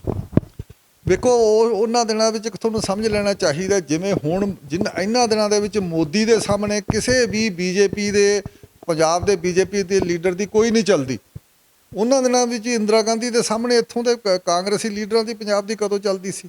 ਕਿਸੇ ਦੀ ਨਹੀਂ ਸੀ ਚੱਲਦੀ। ਸਵਰਨ ਸਿੰਘ ਉਹਦੇ ਫਾਦਰ ਨਾਲ, ਜਵਾਹਰ ਲਾਲ ਨਹਿਰੂ ਨਾਲ ਉਹ ਕਲੀਗ ਰਿਹਾ ਉਹਦਾ, ਔਰ ਸਵਰਨ ਸਿੰਘ ਘੱਟੋ ਘੱਟ ਸਭ ਤੋਂ ਜ਼ਿਆਦਾ ਲੰਬਾ ਸਮਾਂ ਉਹ ਯੂਨੀਅਨ ਕੈਬਨਿਟ ਦਾ ਮਿਨਿਸਟਰ ਰਿਹਾ, ਕੈਬਨਿਟ ਮਿਨਿਸਟਰ ਰਿਹਾ ਲੰਬਾ ਸਮਾਂ, 24 ਸਾਲ ਦੇ ਨੇੜੇ ਤੇੜੇ ਰਿਹਾ। ਤੇ ਇਹ ਉਸ ਬੰਦੇ ਦੀ ਉਦੋਂ ਨਹੀਂ ਸੀ ਚੱਲੀ। ਉਸ ਨੂੰ ਉਹਦੇ ਨਾਲ ਸਾਰਾ ਸਮਝੌਤਾ ਕਰਕੇ ਉਹਨੇ ਵਿਚਾਲੇ ਇਸ ਸਮਝੌਤੇ ਦਾ ਹੱਲ ਕਰਵਾਇਆ, ਸਾਰਾ ਕੁਝ ਕਰਾਇਆ, ਲਿਖਤੀ ਕਰਵਾਇਆ, ਸਭ ਕੁਝ। ਅਖੀਰ ਤੇ ਮੁੱਕਰ ਗਈ ਸੀ ਇੰਦਰਾ ਗਾਂਧੀ। ਉਹ ਮੁੜ ਕੇ ਸਾਰੀ ਉਮਰ ਉਹ ਬੰਦਾ ਪਿੱਛੇ ਰਿਹਾ, ਜਿੰਨਾ ਚਿਰ ਜਿਉਂਦਾ ਰਿਹਾ। ਉਸ ਦੀ ਸਵਰਨ ਸਿੰਘ ਦੀ ਕੋਈ ਗੱਲ ਨਹੀਂ ਬੜੀ ਸਾਰੀ, ਉਹ ਬਹੁਤ ਵੱਡਾ ਪੰਜਾਬ ਦਾ ਕਾਂਗਰਸ ਲੀਡਰ ਸੀ। ਇਸ ਕਰਕੇ ਇਹ ਜਦੋਂ ਕੋਈ ਐਡਾ ਵੱਡਾ ਸਟਰੋਂਗ ਲੀਡਰ ਸੈਂਟਰ 'ਚ ਦਿੱਲੀ 'ਚ ਬੈਠਾ ਹੋਵੇ ਤਾਂ ਉਦੋਂ ਮੋਦੀ ਦੀ ਵੀ ਜਿਵੇਂ ਚੱਲਦੀ ਹੈ ਉਵੇਂ ਇੰਦਰਾ ਗਾਂਧੀ ਦੀ ਇਦੋਂ ਵੱਧ ਚੱਲਦੀ ਹੁੰਦੀ ਸੀ ਤੇ ਕੋਈ ਇਹਦੇ ਸਾਹਮਣੇ ਬੋਲ ਨਹੀਂ ਸਕਦਾ ਸੀ। ਸਿਰਫ ਇਸੇ ਕਰਕੇ ਇਹ ਨਹੀਂ ਹੈ ਵੀ ਇੱਥੇ ਵਾਲੇ ਕੁਝ ਲੀਡਰ ਕਰ ਸਕਦੇ ਸੀ। ਕਿ ਕਦੇ ਇੱਕ ਇਹੋ ਜਿਹੀ ਵੀ ਪੁਆਇੰਟ ਉੱਤੇ ਆ ਕੇ ਸੰਤ ਜਰਨੈਲ ਸਿੰਘ ਭਿੰਡਰਾਂ ਕਿ ਮੇਰੀਆਂ ਗੱਲਾਂ ਮੰਨ ਲਓ ਜਾਂ ਸਾਡੀਆਂ ਜੋ ਵੀ ਚੀਜ਼ਾਂ ਨੇ ਜਾਂ ਸਾਡੇ ਹੱਕ ਸਾਨੂੰ ਦੇ ਦਿਓ ਤੇ ਅਸੀਂ ਸਮਝੌਤਾ ਕਰਨ ਨੂੰ ਤਿਆਰ ਹਾਂ, ਕਿਤੇ ਗੱਲ ਆਈ ਸੀ? ਦੇਖੋ ਇਹ ਕੋਈ ਇੱਕ ਅੱਧਾ ਬੰਦਾ ਲੀਡਰ ਗੱਲ ਨਹੀਂ ਕਰ ਸਕਦਾ ਸੀਗਾ। ਗੱਲ ਉਹੀ ਹੈ, ਜੇ ਤੁਸੀਂ ਗੱਲ ਨੂੰ ਸਮਝਣਾ ਹੈ ਤਾਂ 32 ਜਥੇਬੰਦੀਆਂ ਕਿਸਾਨਾਂ ਦੀਆਂ ਇੱਥੇ ਬਾਰਡਰ ਤੇ ਬੈਠੀਆਂ ਤੇ ਸੰਯੁਕਤ ਜਿਹੜਾ ਕਿਸਾਨ ਮੋਰਚਾ ਹੈ ਉਹਦੇ ਵਿੱਚ 40 ਹੈ। ਉਹਨੇ ਇਹਨਾਂ ਵਿੱਚੋਂ 10 ਸਿੱਧੀਆਂ ਗੱਲਾਂ ਕਰੀ ਜਾਣ ਸੈਂਟਰ ਨਾਲ, ਜਾਂ ਹੋਰ ਇੱਧਰ ਉੱਧਰ ਦੀਆਂ ਕਰੀ ਜਾਣ, ਜਾਂ ਤਿੱਖੀਆਂ ਗੱਲਾਂ ਕਰੀ ਜਾਣ ਇਹਨੇ ਜੋ ਹੋਰ 10-15 ਲੀਡਰ, ਕੁਛ ਨਹੀਂ ਫਰਕ ਪੈਂਦਾ। 40 ਦੀ ਗੱਲ ਹੋਊਗੀ। ਉਸ ਵੇਲੇ ਵੀ ਜਿਹੜੇ ਉਦੋਂ ਮੋਰਚਾ ਜਦੋਂ ਲੱਗਿਆ ਸੀ, ਮੋਰਚੇ ਦੇ ਵਿੱਚ ਸਮਝੌਤਾ ਅਕਾਲੀ ਦਲ, ਸੰਤ ਲੌਂਗੋਵਾਲ, ਜਗਦੇਵ ਸਿੰਘ ਤਲਵੰਡੀ ਇਹਨਾਂ ਨੇ ਸਾਂਝਾ ਮੋਰਚਾ ਚਲਾਇਆ ਸੀ। ਇੱਕ ਜਣਾ ਫੈਸਲਾ ਨਹੀਂ ਸੀ ਕਰ ਸਕਦਾ ਵਿੱਚੋਂ ਨਿਕਲਿਆ ਵੇ। ਉਸ ਵੇਲੇ ਮੋਰਚਾ ਲੱਗਿਆ ਸੀ ਅਨੰਦਪੁਰ ਸਾਹਿਬ ਦੇ ਰੈਜ਼ੋਲੂਸ਼ਨ ਤੇ, ਮਤੇ ਤੇ। ਅਨੰਦਪੁਰ ਸਾਹਿਬ ਦੇ ਮਤੇ ਦਾ ਮਤਲਬ ਹੈ ਵੱਧ ਅਧਿਕਾਰ ਦਿਓ ਸਾਰੇ ਸੂਬਿਆਂ ਨੂੰ। ਵੱਧ ਅਧਿਕਾਰਾਂ ਦਾ ਮਸਲਾ ਸੀ ਵੀ ਸਾਨੂੰ ਤੁਸੀਂ ਸੈਂਟਰ ਨੇ ਸਾਰੀਆਂ ਪਾਵਰਾਂ ਇਕੱਠੀਆਂ ਕਰ ਲਈਆਂ, ਵੱਧ ਅਧਿਕਾਰ ਸਾਨੂੰ ਦਿਓ। ਬਹੁਤ ਵੱਡਾ ਮਸਲਾ ਸੀ। ਸਾਰੇ ਦੇਸ਼ ਦੇ ਵਿੱਚ ਪਾਵਰ ਜਿਹੜਾ ਸਿਸਟਮ ਸੀ ਉਹਨੂੰ ਤੁਸੀਂ ਉਹਦਾ ਤਾਣਾ ਬਾਣਾ ਦੁਆਰਾ ਖੜਾ ਕਰਨਾ, ਰੀਸਟਰਕਚਰ ਕਰਨਾ ਬੜਾ ਮੁਸ਼ਕਲ ਸੀਗਾ। ਇਸ ਕਰਕੇ ਕੌਣ ਕਰ ਸਕਦਾ ਸੀ? ਸੰਤ ਨੇ ਕਿਹਾ। ਸੰਤ ਤਾਂ ਵਾਰੀ ਕਹਿੰਦਾ ਹੁੰਦਾ ਸੀ ਵੀ ਮੈਂ ਤਾਂ ਸੰਤ ਜਰਨੈਲ ਸਿੰਘ ਭਿੰਡਰਾਂਵਾਲਾ ਵੀ ਮੈਂ ਤਾਂ ਅਸੀਂ ਮੋਰਚਾ ਐਤਕੀ ਲਾਇਆ ਗਾ ਅਨੰਦਪੁਰ ਸਾਹਿਬ ਦੇ ਮਤੇ ਉੱਤੇ, ਇਹਦੀ ਪ੍ਰਾਪਤੀ ਬਗੈਰ ਨਾ ਅਸੀਂ ਇੱਥੋਂ ਉੱਠਣਾ ਜਾਨਾ ਦੇ ਦਿਆਂਗੇ, ਨਾ ਅਸੀਂ ਉੱਠਣ ਦੇਣਾ ਕਿਸੇ ਨੂੰ, ਨਾ ਅਸੀਂ। ਅੱਜ ਕੱਲ੍ਹ ਕਿਸਾਨ ਕਹਿ ਰਹੇ ਜਿਵੇਂ ਬਿਲਕੁਲ ਇਸੇ ਤਰੀਕੇ ਦੀ ਗੱਲਬਾਤ ਸੀ ਜਿਵੇਂ ਅੱਜ ਕੋਈ ਉੱਠ ਕੇ ਦਿਖਾਵੇਗਾ। ਉਦੋਂ ਵੀ ਇਹੀ ਗੱਲ ਹੁੰਦੀ ਸੀ। ਜਿਹੜੇ ਸੰਤ ਸੀ ਉਹ ਥੋੜ੍ਹਾ ਜਿਹਾ ਖਾੜਕੂ ਸੀ ਸਾਰਾ ਉਹਨਾਂ ਦਾ ਕੰਮ, ਤੇ ਸੰਤ ਕਹਿੰਦਾ ਸੀ ਕੋਈ ਉੱਠ ਕੇ ਦਿਖਾਵੇ। ਹਿੰਮਤ ਨਹੀਂ ਹੋਈ, ਬਹੁਤ ਸਮਝੌਤੇ ਕਰਨ ਦੀ ਕੋਸ਼ਿਸ਼ ਕੀਤੀ। ਸੰਤ ਹਰਚੰਦ ਸਿੰਘ ਲੌਂਗੋਵਾਲ ਨੇ, ਜਿਹੜਾ ਡਿਕਟੇਟਰ ਵੀ ਸੀ ਮੋਰਚੇ ਦਾ, ਇੰਚਾਰਜ ਸੀ ਮਤਲਬ ਕਿ ਡਿਕਟੇਟਰ ਦਾ ਮਤਲਬ, ਤੇ ਉਹ ਵੀ ਨਹੀਂ ਕਰ ਸਕਿਆ ਸੀ ਕੁਛ। ਹੁਣ ਵੀ ਜਿਵੇਂ ਤੁਸੀਂ ਦੇਖ ਲਓ ਵੀ 4-5 ਜਿਹੜੇ ਲੀਡਰ ਹੈ, ਰਾਜੇਵਾਲ ਤੇ ਡਾਕਟਰ ਦਰਸ਼ਨਪਾਲ ਤੇ ਹੋਰ ਸਾਰੇ, ਉਹ ਸਮਝੌਤਾ ਕਰਕੇ ਆ ਜਾਣਗੇ। ਬੇਸ਼ੱਕ ਉਹ ਸਾਰੇ ਕਨਵੀਨਰ ਤੇ ਐਰਾ ਵਗੈਰਾ ਵੱਡੇ ਲੀਡਰ ਬਣੇ ਆ। ਉਹਨਾਂ ਦਿਨਾਂ ਦੇ ਵਿੱਚ ਇਹੀ ਸੀਗੀ, ਸੰਤ ਲੌਂਗੋਵਾਲ ਸਮਝੌਤਾ ਕਰਕੇ ਬਾਹਰ ਨਹੀਂ ਸੀ ਆ ਸਕਦਾ। ਸੰਤ ਭਿੰਡਰਾਂਵਾਲੇ ਨੇ ਕਿਹਾ ਸੀ ਵੀ ਵਾਰੀ ਇਹ ਸਾਡੇ ਤੇ ਦਾਗ ਲੱਗਦਾ, ਅਕਾਲੀ ਦਲ ਨੇ ਦਾਗ ਲਾਇਆ ਵੀ ਇਹ ਕਸਮਾਂ ਖਾ ਕੇ ਅਕਾਲ ਤਖਤ ਤੇ ਸੌਹਾਂ ਖਾ ਕੇ ਅਰਦਾਸਾਂ ਕਰਕੇ ਛੱਡ ਜਾਂਦੇ ਆ ਵਿਚਾਲੇ ਮੋਰਚਾ, ਐਤਕੀ ਅਸੀਂ ਵਿਚਕਾਰ ਨਹੀਂ ਛੱਡਾਂਗੇ, ਆਰ ਪਾਰ ਦੀ ਲੜਾਈ ਹੋਊਗੀ। ਅਨੰਦਪੁਰ ਸਾਹਿਬ ਦੇ ਮਤੇ ਉੱਤੇ ਲੱਗਿਆ ਤੇ ਇਸੇ ਤੇ ਅਸੀਂ ਅੜੇ ਰਹਾਂਗੇ। ਇਸ ਕਰਕੇ ਫਿਰ ਦੋਨੋਂ ਪਾਸੇ ਜਿਹੜੀਆਂ ਲੈਣਾ ਖਿੱਚੀਆਂ ਗਈਆਂ, ਇਹ ਲੈਣਾ ਦੇ ਵਿੱਚੋਂ ਫਿਰ ਅਖੀਰ ਦਰਬਾਰ ਸਾਹਿਬ ਉੱਤੇ ਫੌਜੀ ਹਮਲਾ ਹੀ ਹੋਇਆ ਤੇ ਇਹਦੇ ਵਿਚਾਲੇ ਕੋਈ ਰਸਤਾ ਨਹੀਂ ਸੀ ਨਿਕਲ ਸਕਿਆ। ਤੇ ਦੋ ਚੀਜ਼ਾਂ ਨੂੰ ਕਿੱਥੇ ਦੇਖਦੇ ਹੋ, ਅਨੰਦਪੁਰ ਸਾਹਿਬ ਮਤਾ ਤੇ ਖਾਲਿਸਤਾਨ? ਦੇਖੋ, ਆਨੰਦਪੁਰ ਸਾਹਿਬ ਦਾ ਮਤਾ ਸੀ ਜਿਹੜਾ ਦੇਸ਼ ਦੇ ਫੈਡਰਲ ਢਾਂਚੇ ਦੀ ਗੱਲ ਕਰਦਾ ਸੀ। ਅੱਜ ਵੀ ਮੋਰਚੇ 'ਚ ਬਹੁਤ ਜ਼ਿਆਦਾ ਗਰੁੱਪ ਹੈ ਜਿਹੜੇ ਉਹ ਫੈਡਰਲ ਢਾਂਚੇ ਦੀ ਗੱਲ ਕਰਦੇ ਆ। ਸਿੱਖਾਂ ਦੇ ਗਰੁੱਪ ਵੀ ਫੈਡਰਲ ਢਾਂਚੇ ਦੀ ਗੱਲ ਕਰਦੇ। ਫੈਡਰਲ ਢਾਂਚਾ ਚਾਹੀਦਾ। ਫੈਡਰਲ ਢਾਂਚੇ ਦਾ ਮਤਲਬ ਸਟੇਟਾਂ ਕੋਲੇ ਵੱਧ ਅਧਿਕਾਰ ਚਾਹੀਦਾ ਜਿਹੜੇ ਸੈਂਟਰ ਨੇ ਖੋਲੇ, ਜਿਹਦੇ ਵਿੱਚ ਹੁਣ ਖੇਤੀ ਉੱਤੇ ਕਾਨੂੰਨ ਬਣਾਉਣ ਦਾ ਅਧਿਕਾਰ ਮੋਦੀ ਗੌਰਮੈਂਟ ਨੂੰ ਨਹੀਂ, ਸੈਂਟਰ ਨੂੰ ਨਹੀਂ, ਉਹ ਸਟੇਟਾਂ ਕੋਲੇ ਹੈ। ਆਹੀ ਹੁਣ ਚੱਲ ਰਿਹਾ। ਉਦੋਂ ਵੀ ਸੀ ਵੀ ਤੁਸੀਂ ਪਾਣੀਆਂ ਦੀ ਵੰਡ ਕੀਤੀ ਆ, ਜਿਹੜੇ ਪੰਜਾਬ ਦੇ ਦਰਿਆਵਾਂ ਦੇ ਪਾਣੀਆਂ ਦੀ ਵੰਡ ਕੀਤੀ ਆ, ਇਹ ਇੰਦਰਾ ਗਾਂਧੀ ਨਹੀਂ ਕਰ ਸਕਦੀ, ਉਹਨੇ ਅਵਾਰਡ ਦੇ ਕੇ ਵੰਡ ਕਰਤਾ। ਇਹ ਫੈਸਲਾ ਹੋਊਗਾ ਜਿਹੜੇ ਕਾਨੂੰਨ ਹੈ ਜਾਂ ਰਿਪੇਰੀਅਨ ਲਾ ਹੈ ਉਹਦੇ ਮੁਤਾਬਕ ਫੈਸਲਾ ਹੋਊਗਾ। ਜਾਂ ਜਿੱਥੋਂ ਦੀ ਦਰਿਆ ਜਾਂਦੇ ਆ, ਪੰਜਾਬ ਵਿੱਚ ਦੀ ਜਾਂਦੇ ਆ ਦਰਿਆ, ਤਾਂ ਪੰਜਾਬ ਦਾ ਹੀ ਪਹਿਲਾ ਹੱਕ ਬਣਦਾ। ਇਹ ਸਾਰੀਆਂ ਲੜਾਈਆਂ ਚੱਲਦੀਆਂ ਸੀਗੀਆਂ। ਉਹ ਬਿਲਕੁਲ ਹਾਲਾਤ ਉਸੇ ਤਰੀਕੇ ਨਾਲ ਖੜਾ ਹੈ। ਜਿਹੜਾ ਆਨੰਦਪੁਰ ਸਾਹਿਬ ਦਾ ਰੈਜ਼ੋਲੂਸ਼ਨ ਹੈ ਉਹ ਸਿਆਸੀ ਮਤਾ ਸੀ, ਸਿਆਸਤ ਦਾ ਸੀਗਾ। ਜਿਹੜਾ ਖਾਲਿਸਤਾਨ ਦੀ ਗੱਲਬਾਤ ਸੀ ਉਹ ਬਾਅਦ 'ਚ ਚੱਲੀ ਹੈ। ਸੰਤਾਂ ਦੇ ਹੁੰਦੇ ਤਾਂ ਖਾਲਿਸਤਾਨ ਦੀ ਗੱਲ ਚੱਲੀ ਨਹੀਂ। ਸੰਤ ਜਰਨੈਲ ਸਿੰਘ ਭਿੰਡਰਾਂਵਾਲੇ ਨੂੰ ਰੋਜ਼ ਜਾ ਕੇ ਇਹੀ ਸਵਾਲ ਪ੍ਰੈਸ ਪੁੱਛਦਾ ਹੁੰਦਾ ਸੀ, ਖਾਲਿਸਤਾਨ ਬਾਰੇ ਦੱਸੋ ਜੀ, ਉਹ ਕੀ ਹੈ? ਉਹ ਕਹਿੰਦਾ ਸੀ ਨਾ ਅਸੀਂ ਖਾਲਿਸਤਾਨ ਮੰਗਿਆ, ਜੇ ਦੇ ਦੇਣਗੇ ਤਾਂ ਲੈ ਲਾਂਗੇ। ਉਹ ਤਾਂ ਗਿਆਨੀ ਹਾਪਿਦ ਵੀ ਕਹਿੰਦੇ ਨੇ ਹੈ। ਆਹੋ, ਸਾਰੇ ਇਹ ਸਾਰੇ ਰਿਪੀਟ ਸੰਤਾਂ ਦੀ ਬੋਲੀ ਕਰ ਰਹੇ ਆ। ਸੰਤ ਕਹਿੰਦੇ ਹੁੰਦੇ ਸੀ ਅਸੀਂ ਨਾ ਮੰਗਿਆ, ਸਾਡਾ ਤਾਂ ਆਨੰਦਪੁਰ ਸਾਹਿਬ ਦਾ ਰੈਜ਼ੋਲੂਸ਼ਨ ਮੰਗਦੇ ਆ, ਅਸੀਂ ਤਾਂ ਆਨੰਦਪੁਰ ਸਾਹਿਬ ਦਾ ਮਤਾ ਮੰਗਦੇ ਆ। ਤੇ ਖਾਲਿਸਤਾਨ ਦੀ ਗੱਲ 2 ਸਾਲ ਮਗਰੋਂ ਦਰਬਾਰ ਸਾਹਿਬ ਉੱਤੇ ਹਮਲਾ ਹੋਣ ਤੋਂ ਪਿੱਛੋਂ 29 ਅਪ੍ਰੈਲ 1986 ਨੂੰ ਇਹ ਮਤਾ ਜਿਹੜਾ ਦਰਬਾਰ ਅਨਾਉਂਸ ਕਰਕੇ ਗਏ ਆ। ਕੋਈ ਪੰਜ ਮੈਂਬਰੀ ਕਮੇਟੀ ਦੇ ਜਿਹੜੇ ਮੈਂਬਰ ਸੀਗੇ, ਉਦੋਂ ਪਹਿਲਾਂ ਖਾਲਿਸਤਾਨ ਦਾ ਮਤਾ ਕੋਈ ਆਇਆ ਹੀ ਨਹੀਂ ਕਿਸੇ ਲੈਵਲ ਤੇ ਵੀ। ਚਲਦੀ ਰਹਿੰਦੀ ਹੁੰਦੀ ਆ ਵੀ ਹਾਂ ਅਸੀਂ ਲੜ ਪਏ ਆ, ਸਾਨੂੰ ਗੁੱਸਾ। ਸਿੱਖਾਂ ਨੂੰ ਗੁੱਸਾ ਬਹੁਤ ਜ਼ਿਆਦਾ ਸੀ। ਜਿਹੜਾ ਖਾਲਿਸਤਾਨ ਦੀ ਗੱਲਬਾਤ ਹੈ ਇਹ ਗੁੱਸੇ ਦਾ ਹੀ ਪ੍ਰਗਟਾਵਾ ਹੈ। ਬਹੁਤ ਵੱਡਾ ਗੁੱਸਾ ਸੀ, ਬਦਲੇ ਦਾ ਪ੍ਰਗਟਾਵਾ ਵੀ ਸੀਗਾ ਸਾਰਾ ਕੁਝ। ਬਦਲਾ ਕਿਉਂਕਿ ਸਿੱਖਾਂ ਉੱਤੇ ਤਸ਼ੱਦਦ ਬਹੁਤ ਹੋਇਆ ਸੀ, ਬੜੀ ਬੇਇੱਜ਼ਤੀ ਹੋਈ। ਸਾਰੇ ਪੰਜਾਬ ਉੱਤੇ ਕਰਫਿਊ ਲਾਤਾ ਸੀ ਜਦੋਂ ਬਲੂ ਸਟਾਰ ਚਲਾਇਆ, ਫੌਜ ਭੇਜੀ ਹੈ। ਸਾਰੇ ਪੰਜਾਬ ਉੱਤੇ ਕਰਫਿਊ ਲਾਤਾ ਸੀ। ਰਾਤੇ ਅਚਾਨਕ ਫੌਜ ਭੇਜਤੀ ਸੀ, ਅੰਦਰੋਂ ਕਿਸੇ ਨੂੰ ਨਿਕਲ ਨਹੀਂ ਸੀ ਦਿੱਤਾ। ਜਦੋਂ ਫੌਜ ਭੇਜੀ ਗਈ ਤਾਂ ਉਹਦੇ ਵਿੱਚ ਕੀ ਹੋਇਆ? ਕੋਈ ਕਹਿੰਦਾ 5000 ਬੰਦਾ ਮਰ ਗਿਆ, ਕੋਈ 4000 ਕਹਿੰਦਾ, ਕੋਈ 7000 ਕਹਿੰਦਾ, ਤੇ ਸਰਕਾਰ ਕਹਿੰਦੀ ਹੈ ਵੀ ਅੰਦਰ 2-3 ਹਜ਼ਾਰ ਬੰਦੇ ਦਾ ਨੁਕਸਾਨ ਹੋਇਆ। ਕੋਈ 1100-1200 ਤੇ ਕਹਿੰਦੀ ਹੈ। ਇਹੋ ਜਿਹੀਆਂ ਸਾਰੀਆਂ ਗੱਲਾਂ ਚੱਲਦੀਆਂ ਆਈਆਂ। ਅੱਜ ਤੱਕ ਕਿਸੇ ਨੇ ਪੂਰਾ ਡਾਟਾ ਨਾ ਤਾਂ ਅਕਾਲੀ ਦਲ ਨੇ ਕੱਢ ਕੇ ਦਿੱਤਾ, SGPC ਨੇ, ਨਾ ਕਿਸੇ ਸਰਕਾਰ ਵੱਲੋਂ ਆਇਆਗਾ। ਲੱਗਦਾ ਕਿ ਆਨੰਦਪੁਰ ਸਾਹਿਬ ਤੋਂ ਸਾਨੂੰ ਖਾਲਿਸਤਾਨ ਵਾਲੇ ਪਾਸੇ ਭੇਜ ਦਿੱਤਾ ਗਿਆ। ਵੇਖੋ, ਮੈਂ ਨਹੀਂ ਕਹਿ ਸਕਦਾ ਵੀ ਇਹਦੇ ਵਿੱਚ ਕਿਉਂ ਖਾਲਿਸਤਾਨ ਦੀ ਗੱਲ ਜ਼ਿਆਦਾ ਫੜਿਆ। ਸਾਰਾ ਗੁੱਸੇ 'ਚ ਜ਼ੋਰ ਫੜਿਆ ਸਿੱਖਾਂ ਵਿੱਚ। ਜਿਵੇਂ ਹੁਣ ਇੰਦਰਾ ਗਾਂਧੀ ਮਾਰਨ ਵੀ ਸਿੱਖਾਂ ਦੇ ਬਦਲੇ ਦਾ ਗੁੱਸੇ ਦਾ ਮਤਲਬ ਸੀ। ਜੇ ਕਿਤੇ ਜਨਰਲ ਵੈਦਿਆ ਨੂੰ ਮਾਰਿਆ ਉਹ ਵੀ ਉਹਨਾਂ ਦੇ ਗੁੱਸੇ ਦਾ ਸੀ। MP ਮਾਰੇ ਉਹਨਾਂ ਦੇ ਗੁੱਸੇ ਦਾ ਸੀ। ਗੁੱਸਾ ਇੱਕ ਨਹੀਂ ਸੀ। ਦਰਬਾਰ ਸਾਹਿਬ ਉੱਤੇ ਫੌਜੀ ਹਮਲੇ ਤੋਂ ਬਾਅਦ ਨਵੰਬਰ 84 ਵੀ ਵਰਤਿਆ ਕਰਾ, ਜਿਹਦੇ 'ਚ 8000 ਬੰਦਾ 10,000 ਬੰਦਾ ਜਿਹੜਾ ਉੱਥੇ ਦਿੱਲੀ 'ਚ ਮਾਰਿਆ ਗਿਆ, ਸਾਰੇ ਦੇਸ਼ 'ਚ ਮਾਰਿਆ ਗਿਆ, ਸਿੱਖ ਮਾਰਿਆ ਗਿਆ। ਤੇ ਇਸ ਕਰਕੇ ਜਿਹੜਾ ਉਹ ਨਸ਼ਲਕੁਸ਼ੀ ਹੋਈ, ਉਹ ਗੁੱਸੇ ਸਾਰੇ ਰਲੇ ਹੋਏ ਸੀ। ਉਸ ਗੁੱਸੇ 'ਚ ਇਹ ਹੋਇਆ ਵੀ ਅਸੀਂ ਤਾਂ ਹੁਣ ਸਿੱਖਾਂ ਨੂੰ ਬਹੁਤਿਆਂ ਨੂੰ ਇਹ ਹੋ ਗਿਆ ਵੀ ਅਸੀਂ ਤਾਂ ਹੁਣ ਇਹਦੇ ਨਾਲ ਇੰਡੀਆ ਨਾਲ ਰਹਿ ਹੀ ਨਹੀਂ ਸਕਦੇ। ਜਦੋਂ ਕੋਈ ਕਿਸੇ ਦੇ ਘਰ 'ਚ ਇਹ ਹੋਵੇ, ਲੜਾਈ ਪੈ ਜੇ, 2 ਭਰਾ 4 ਭਰਾ ਹੋਵੇ, ਜਾਂ ਪਿਓ ਨਾਲ ਲੜਾਈ ਪੈ ਜੇ ਕਿਸੇ ਦਾ, ਅਗਲਾ ਕਹਿੰਦਾ ਮੈਂ ਨਹੀਂ ਹੁਣ ਇੱਥੇ ਰਹਿਣਾ, ਮੈਂ ਤਾਂ ਅੱਡ ਹੀ ਰਹੂੰਗਾ। ਉਹ ਇਸ ਕਿਸਮ ਦੀ ਫੀਲਿੰਗ ਹੈ ਜਿਹੜੀ ਇਹ ਨੈਚੁਰਲ ਫੀਲਿੰਗ ਸੀ, ਕੁਦਰਤੀ ਫੀਲਿੰਗ ਸੀ ਖਾਲਿਸਤਾਨ ਦੀ। ਖਾਲਿਸਤਾਨ ਦਾ ਜੇ ਖਾਲਿਸਤਾਨ ਦੀ ਮੰਗ ਸਿਆਸੀ ਲੈਵਲ ਤੇ ਮੰਗ ਹੁੰਦੀ ਤਾਂ ਉਹਦਾ ਕੋਈ ਨਾ ਕੋਈ ਡਾਕੂਮੈਂਟ ਤੇ ਦਸਤਾਵੇਜ਼ ਬਣਿਆ ਹੁੰਦਾ। ਉਹ ਅੱਜ ਤੱਕ ਨਹੀਂ ਬਣਿਆ। ਨਾ ਉਹਨਾਂ ਨੇ ਉਦੋਂ ਬਣਾਇਆ ਸੀ, ਨਾ ਹੁਣ ਬਣਾਇਆ। ਨਾ ਉਹਦੀ ਕੋਈ ਜਥੇਬੰਦੀ ਬਣੀ। ਉਦੋਂ ਉਸ ਮੌਕੇ ਤੇ ਜਿਹੜਾ ਖਾੜਕੂ ਸੀ ਉਹਨਾਂ ਨੂੰ ਕਾਹਦੇ ਲਈ ਲੜਦੇ ਹੋ? ਕੁਛ ਕਹਿਣਾ ਤਾਂ ਪੈਣਾ ਸੀ ਕਾਹਦੇ ਲਈ ਲੜਦੇ ਆ। ਉਹ ਲੜਦੇ ਦਾ ਬਦਲਾ ਲੈਣ ਲਈ ਸੀ। ਸਾਰਾ ਕੁਝ ਬਦਲਾ ਲਿਆ ਵੀ ਉਹਨਾਂ ਨੇ, ਤੇ ਬਦਲੇ 'ਚ ਮਾਰੇ ਵੀ ਗਏ। ਤੇ ਉਹ ਕਹਿੰਦੇ ਸੀ ਵੀ ਇਹ ਅਸੀਂ ਤਾਂ ਜੀ ਖਾਲਿਸਤਾਨ ਲਈ ਲੜਦੇ ਆ, ਜਾਂ ਉਹ ਕਹੀ ਜਾਂਦੇ ਸੀ ਖਾਲਿਸਤਾਨ ਲਈ ਲੜਦੇ ਆ। ਸਰਕਾਰ ਨੂੰ ਵੀ ਫਿੱਟ ਬਹਿੰਦਾ ਸੀ ਵੀ ਖਾਲਿਸਤਾਨ ਲਈ ਲੜਦੇ ਕਹੀ ਜਾਈਏ। ਤਾਂ ਉਹਨਾਂ ਨੇ ਬਾਹਰ ਬਹੁਤ ਪ੍ਰਚਾਰ ਕੀਤਾ।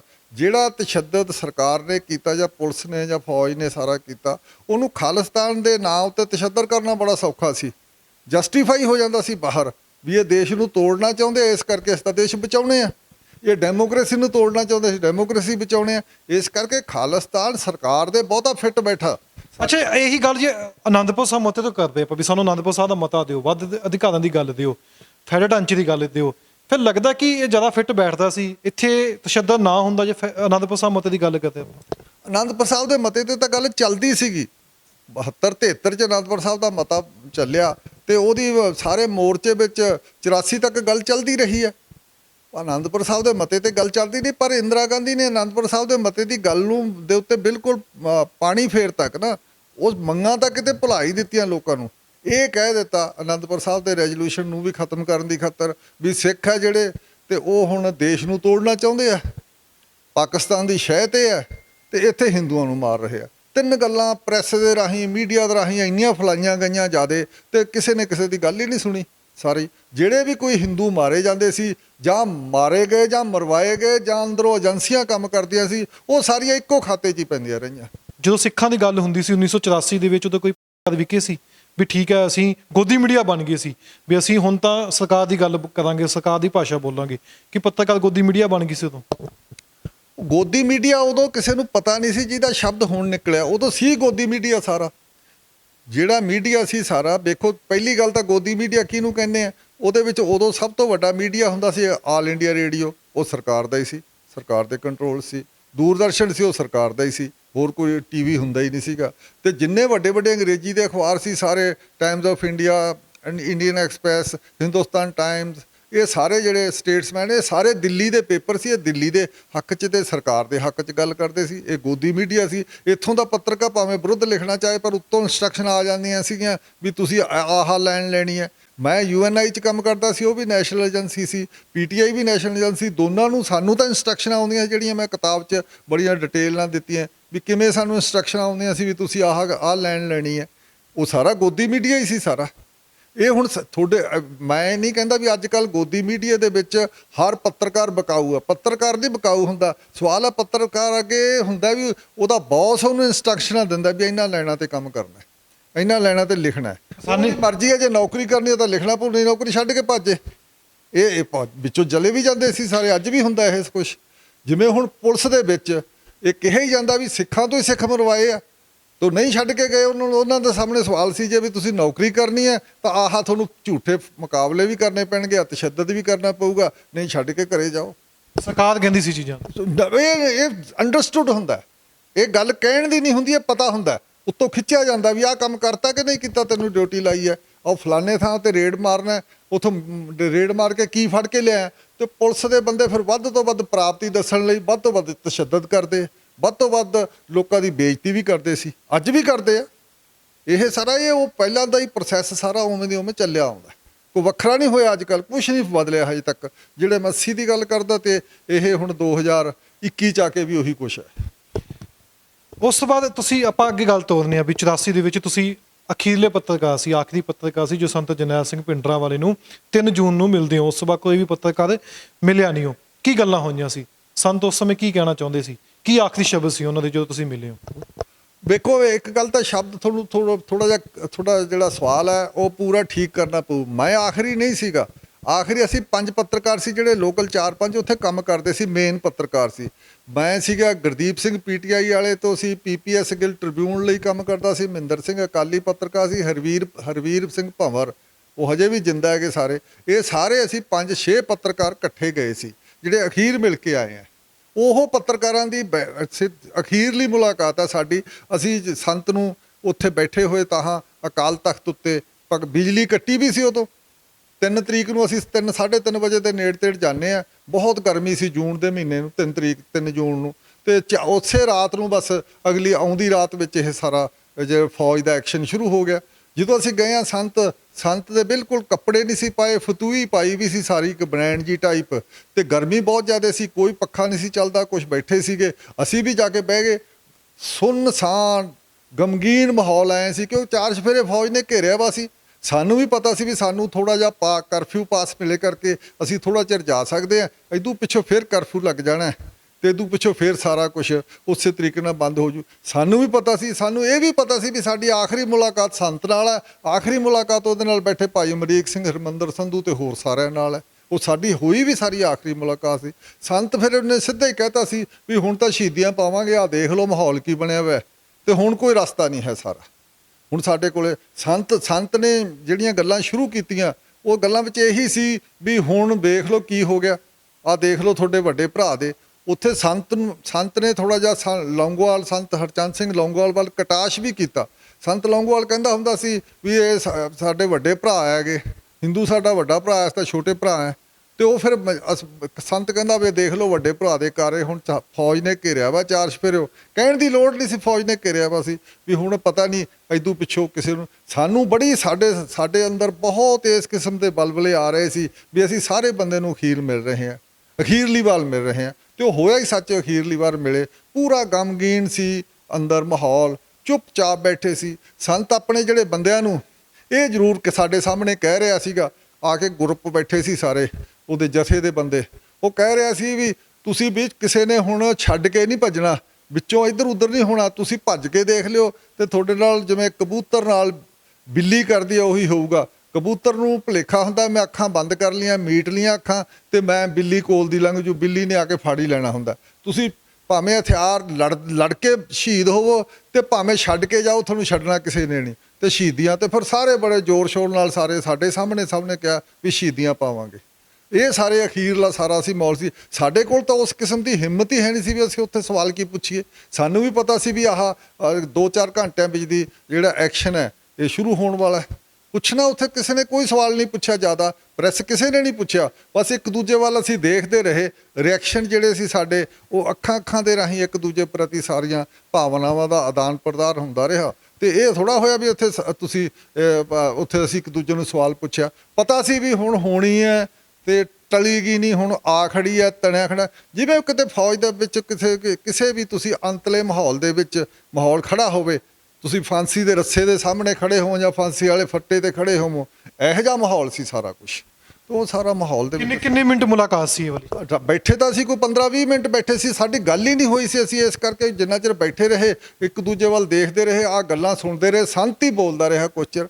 ਸਾਡੀ ਤਾਂ ਕਿਸੇ ਦੀ ਹਿੰਮਤ ਨਹੀਂ ਸੀ ਕੋਈ ਬਹੁਤੀ ਅਸੀਂ ਸੰਤ ਨੂੰ ਗੱਲ ਕਰੀਏ। ਉਦੋਂ ਗੱਲ ਵੀ ਕੀ ਕਰਨੀ ਸੀ, ਫੌਜ ਉੱਤੇ ਚੜੀ ਖੜੀ ਸੀ, ਲੈਣਾ ਕੇਬਲ ਕੂਬਲ ਫੌਜ ਦੇ ਕਮਿਊਨੀਕੇਸ਼ਨ ਸੈਟਅਪ ਵਿਸ਼ੈਵਾ ਸੀ, ਤੇ ਗੱਡੀਆਂ ਪਾਸੇ ਆਸੇ ਬਖਤਰਬੰਦ ਗੱਡੀਆਂ ਖੜੀਆਂ ਸੀ। ਸਾਰਾ ਕੁਝ ਸਾਨੂੰ ਪਤਾ ਸੀ। ਅਸੀਂ ਦੇਖ ਕੇ ਤਾਂ ਵਿੱਚ ਦੀ ਲੰਘ ਕੇ ਆਏ ਸੀ ਅੰਦਰ ਦਰਬਾਰ ਸਾਹਿਬ 'ਚ। ਸਾਨੂੰ ਵੀ ਇਹ ਸੀ ਵੀ ਹੁਣ ਨਿਕਲ ਜਾਈਏ। ਸੰਤ ਇਸ ਕਿਸਮ ਦੀਆਂ ਸੰਤਾਂ ਨੇ ਕੁਛ ਗੱਲਾਂ ਕੀਤੀਆਂ। ਮੈਂ ਸਮਾਂ ਤੋਂ ਸੰਤ ਨਾਲ ਕੁਛ ਗੱਲ ਕਰਨਾ ਚਾਹੁੰਦਾ ਸੀ। ਮੈਂ ਲਾਸਟ 'ਚ ਆਇਆ ਸਾਰਾ। ਤੇ ਫਿਰ ਮਾਹੌਲ ਇਹ ਸੀ ਵੀ ਜੇ ਮੈਂ ਉਹ ਗਰੁੱਪ 'ਚ ਨਿਕਲ ਜਾਂਦਾ ਉਦੋਂ ਪਿੱਛੋਂ ਮੈਂ ਨਹੀਂ ਸੀ ਨਿਕਲ ਸਕਦਾ। ਤੇ ਫਿਰ ਅਸੀਂ ਹੌਲੀ ਸਾਰੇ ਉਸੇ ਇੱਕ ਭੀੜੀਆਂ ਪੌੜੀਆਂ ਸੀ, ਅਕਾਲ ਤਖਤ ਜਿਹੜਾ ਪੁਰਾਣਾ ਸੀ ਉਹਦੇ ਨਾਲ ਇੱਕ ਰੱਸਾ ਬਣਿਆ ਹੁੰਦਾ ਸੀ, ਰੱਸੇ ਨੂੰ ਫੜ ਕੇ ਹੌਲੀ ਅਸੀਂ ਉਤਰ ਗਏ। ਇਹ ਸਾਰੀ ਡਿਟੇਲ ਮੈਂ ਇਸ ਕਿਤਾਬ ਦੇ ਵਿੱਚ ਦਿੱਤੀ ਹੈ। 84 ਤੋਂ ਬਾਅਦ ਦੀ ਗੱਲ ਕਰਨੀ ਆ, ਉਸ ਤੋਂ ਪਹਿਲਾਂ ਵੀ ਤੁਸੀਂ ਕਾਫੀ ਲਿਖਿਆ ਵੀ ਹੈ, ਤੁਹਾਡੀਆਂ ਤੁਸੀਂ ਇੰਟਰਵਿਊ ਕੀਤੀਆਂ ਨੇ। 84 ਤੋਂ ਪਹਿਲਾਂ ਦੇ ਵਿੱਚ ਕੀ ਵਾਕਈ ਹੀ ਜੇ ਪੰਜਾਬ ਦੀ ਰਾਜਨੀਤੀ ਪਾਰਟੀਆਂ ਚਾਹੁੰਦੀਆਂ, ਸਿਆਸੀ ਪਾਰਟੀਆਂ ਚਾਹੁੰਦੀਆਂ, ਸਾਰੀਆਂ ਪਾਰਟੀਆਂ ਦੀ ਗੱਲ ਕਰਦੇ ਹਾਂ, ਇਸ ਚੀਜ਼ ਨੂੰ ਟਾਲਿਆ ਜਾ ਸਕਦਾ ਸੀ ਜੇ ਕੋਸ਼ਿਸ਼ ਹੁੰਦੀ ਤਾਂ? ਦੇਖੋ ਇਹ ਚੀਜ਼ ਟਲਣੀ ਨਹੀਂ ਸੀ। ਅਸਲ ਵਿੱਚ ਇਹ ਹੈ ਵੀ ਜਿਹੜੀ ਸਾਡੀ ਵੰਡ ਹੋਈ ਹੈ, ਵੰਡ ਵੇਲੇ ਸਾਡਾ ਸਾਰਾ ਪੰਜਾਬ ਵੰਡਿਆ ਗਿਆ, ਦੇਸ਼ ਵੰਡਿਆ ਗਿਆ, ਦੇਸ਼ ਦੀ ਪੋਲਿਟਿਕਸ ਦਾ ਜਿਹੜਾ ਧੁਰਾ ਹੀ ਬਦਲ ਗਿਆ। ਉਸ ਵੇਲੇ ਤੋਂ ਇਹ ਸਾਰਾ ਮਾਹੌਲ ਉਸੇ ਦੀ ਜਿਹੜੀ ਉਹਦਾ ਹੀ ਸਿੱਟਾ ਹੈ, ਉਹਦਾ ਰਿਜ਼ਲਟ ਹੈ ਇੱਥੋਂ ਤੱਕ 84 ਉਹ ਸਾਰਾ। ਕਿਉਂਕਿ ਉਹਦੇ 'ਚ ਸਿੱਖਾਂ ਨੂੰ ਇਹ ਲੱਗਾ ਵੀ ਅਸੀਂ ਤਾਂ ਮਾਰੇ ਗਏ, ਸਾਡਾ ਤਾਂ ਕੋਈ ਥਾਂ ਹੀ ਨਹੀਂ ਰਿਹਾ, ਅਸੀਂ ਕਿਤੇ ਪਾਸੇ ਜਾਵੜੇ। ਉਹਨਾਂ ਨੂੰ ਐਂ ਲੱਗਦਾ ਹੁੰਦਾ ਸੀ ਵੀ ਹਿੰਦੁਸਤਾਨ ਬਣ ਗਿਆ, ਉੱਧਰ ਪਾਕਿਸਤਾਨ ਬਣ ਗਿਆ, ਤੇ ਅਸੀਂ ਕੀ ਕਰੀਏ, ਅਸੀਂ ਕਿਹੜੇ ਪਾਸੇ ਰਹੇ। ਉਹਨਾਂ ਨੇ ਕੋਸ਼ਿਸ਼ ਕੀਤੀ ਫਿਰ ਵੀ ਪੰਜਾਬੀ ਸੂਬਾ ਬਣਾਈਏ ਆਪਦਾ, ਸਾਡਾ ਜਿੱਥੇ ਡੋਮੀਨੇਟ ਹੋਵੇ, ਜਿੱਥੇ ਸਿੱਖ ਬਹੁਤ ਗਿਣਤੀ ਹੋਣ। ਉਹ ਪੰਜਾਬੀ ਸੂਬੇ 'ਚ ਵੀ ਲੜਾਈ 15, 16, 17 ਸਾਲ ਚੱਲਦੀ ਰਹੀ। ਉਹਦੇ ਵਿੱਚ ਫਿਰਕਾ ਪ੍ਰਸਤੀ ਹੋ ਗਈ ਪੰਜਾਬ ਦੇ ਵਿੱਚ, ਹਿੰਦੂ ਸਿੱਖ ਦਾ ਮਸਲਾ ਖੜਾ ਕਰਤਾ। ਕਾਂਗਰਸ ਨੇ ਕੀਤਾ ਉਹੀ ਕੰਮ ਕਰ ਰਹੇ, ਕਾਂਗਰਸ ਨੇ ਕੀਤਾ ਜਿਹੜਾ ਬੀਜੇਪੀ ਕਰਦੀ ਹੈ ਹੁਣ ਮੋਦੀ ਕਰਦਾ। ਕੋਈ ਵੱਖਰੀ ਗੱਲ ਨਹੀਂ ਹੈ, ਮੋਦੀ ਵੀ ਉਹੀ ਹੈ। ਪੋਲੀਟਿਕਸ ਉਦੋਂ ਤੋਂ ਲੈ ਕੇ ਹੁਣ ਤੱਕ ਇਹੀ ਚੱਲਦੀ ਆ ਰਹੀ ਹੈ ਵੀ ਤੁਸੀਂ ਸਮਾਜ ਨੂੰ ਡਿਵਾਈਡ ਕਰੋ, ਤੋੜੋ ਇਹਨੂੰ, divide and rule the policy ਸ਼ੁਰੂ ਕਰੋ ਤੇ ਪੋਲਰਾਈਜੇਸ਼ਨ ਕਰੋ। ਉਹੀ ਹੁਣ ਮੋਦੀ ਕਰ ਰਿਹਾ, ਉਹੀ ਇੰਦਰਾ ਗਾਂਧੀ ਨੇ ਕੀਤੇ ਸੀ, ਉਹੀ ਨਹਿਰੂ ਨੇ ਕੀਤੀ ਸੀ। ਨਹਿਰੂ ਦੇ ਵੇਲੇ ਤੋਂ ਚੱਲਦਾ ਸੀ ਸਾਰਾ ਕੁਛ। ਤੇ ਇਸ ਕਰਕੇ ਨਹੀਂ ਤਾਂ ਇਹ ਸੀ ਵੀ ਸਿੱਖਾਂ ਦੀ ਕੁਛ ਡਿਮਾਂਡ ਮੰਨ ਲਈ ਜਾਂਦੀ ਤਾਂ ਇੱਥੇ ਰੌਲਾ ਹੀ ਨਹੀਂ ਸੀ ਪੈਣਾ। ਨਾ ਪੰਜਾਬੀ ਸੂਬਾ ਕਿਸੇ ਨੇ ਮੰਗਣਾ ਸੀ ਉਸ ਤਰੀਕੇ ਨਾਲ, ਤੇ ਨਾ ਇੱਥੇ ਆਹ ਦਰਬਾਰ ਸਾਹਿਬ ਤੇ ਹਮਲਾ ਹੋਣਾ ਸੀ। ਉਹਨਾਂ ਨੇ ਇੱਕ ਮੰਗ ਨਹੀਂ ਮੰਨੀ ਕਿਸੇ ਵੀ ਲੈਵਲ ਤੇ ਪਹਿਲਾਂ ਤੋਂ ਵੀ। ਸਮਾਂ ਤੋਂ ਇਹ ਹੋਇਆ ਵੀ ਜਿਹੜੀ ਮੰਗ ਮੰਨਣ ਲੱਗੇ ਅਕਾਲੀ ਦਲ, ਉਸ ਮੰਗ ਦਾ ਵਿਰੋਧ ਕਰਕੇ ਉਹਨੂੰ ਤੋੜਨ ਦੀ ਕੋਸ਼ਿਸ਼ ਕੀਤੀ, ਉਹਨੂੰ ਪੁੱਠੇ ਪਾਸੇ ਪਾਉਣ ਦੀ ਕੋਸ਼ਿਸ਼ ਕੀਤੀ। ਜੇ ਪੰਜਾਬੀਆਂ ਨੇ ਕੋਈ ਗੱਲ ਮੰਨੀ ਤਾਂ ਪੰਜਾਬੀ ਹਿੰਦੂ ਖੜੇ ਕਰਤੇ ਵੀ ਜਿਹੜੀ ਪੰਜਾਬੀ ਆ ਤੁਹਾਡੀ ਮਾਤ ਭਾਸ਼ਾ ਨਹੀਂ ਹੈ। ਉਹਨਾਂ ਨੇ ਲਿਖਾਉਣਾ ਸ਼ੁਰੂ ਕਰਤਾ ਵੀ ਇਹ ਸਾਡੀ ਮਾਤ ਭਾਸ਼ਾ ਨੇ। 51 ਤੇ ਜਿਹੜੇ 61 ਦੇ ਸੈਂਸਸ ਕੱਢ ਕੇ ਦੇਖ ਲਓ ਸਾਰਾ ਵੀ ਤਾਂ ਕਿ ਪੰਜਾਬੀ ਸੂਬਾ ਲੰਗੜਾ ਜਿਹਾ ਬਣ ਜਾਏ ਜੇ ਬਣਨਾ, ਉਹ ਸਭ ਨੂੰ ਪਤਾ ਹੀ ਹੈ। ਇਸ ਕਰਕੇ ਕਾਂਗਰਸ ਨੇ ਬਹੁਤ ਜ਼ਿਆਦਾ ਉਹੀ ਰੋਲ ਕੀਤਾ। ਮੈਂ ਹਜੇ ਵੀ ਕਹਿੰਦਾ ਹੁੰਦਾ ਵੀ ਇਹ ਮਸਲਾ ਤਾਂ ਹੋਣਾ ਸੀ, ਅੱਜ ਵੀ ਨਹੀਂ ਬਦਲਿਆ ਕੁਛ।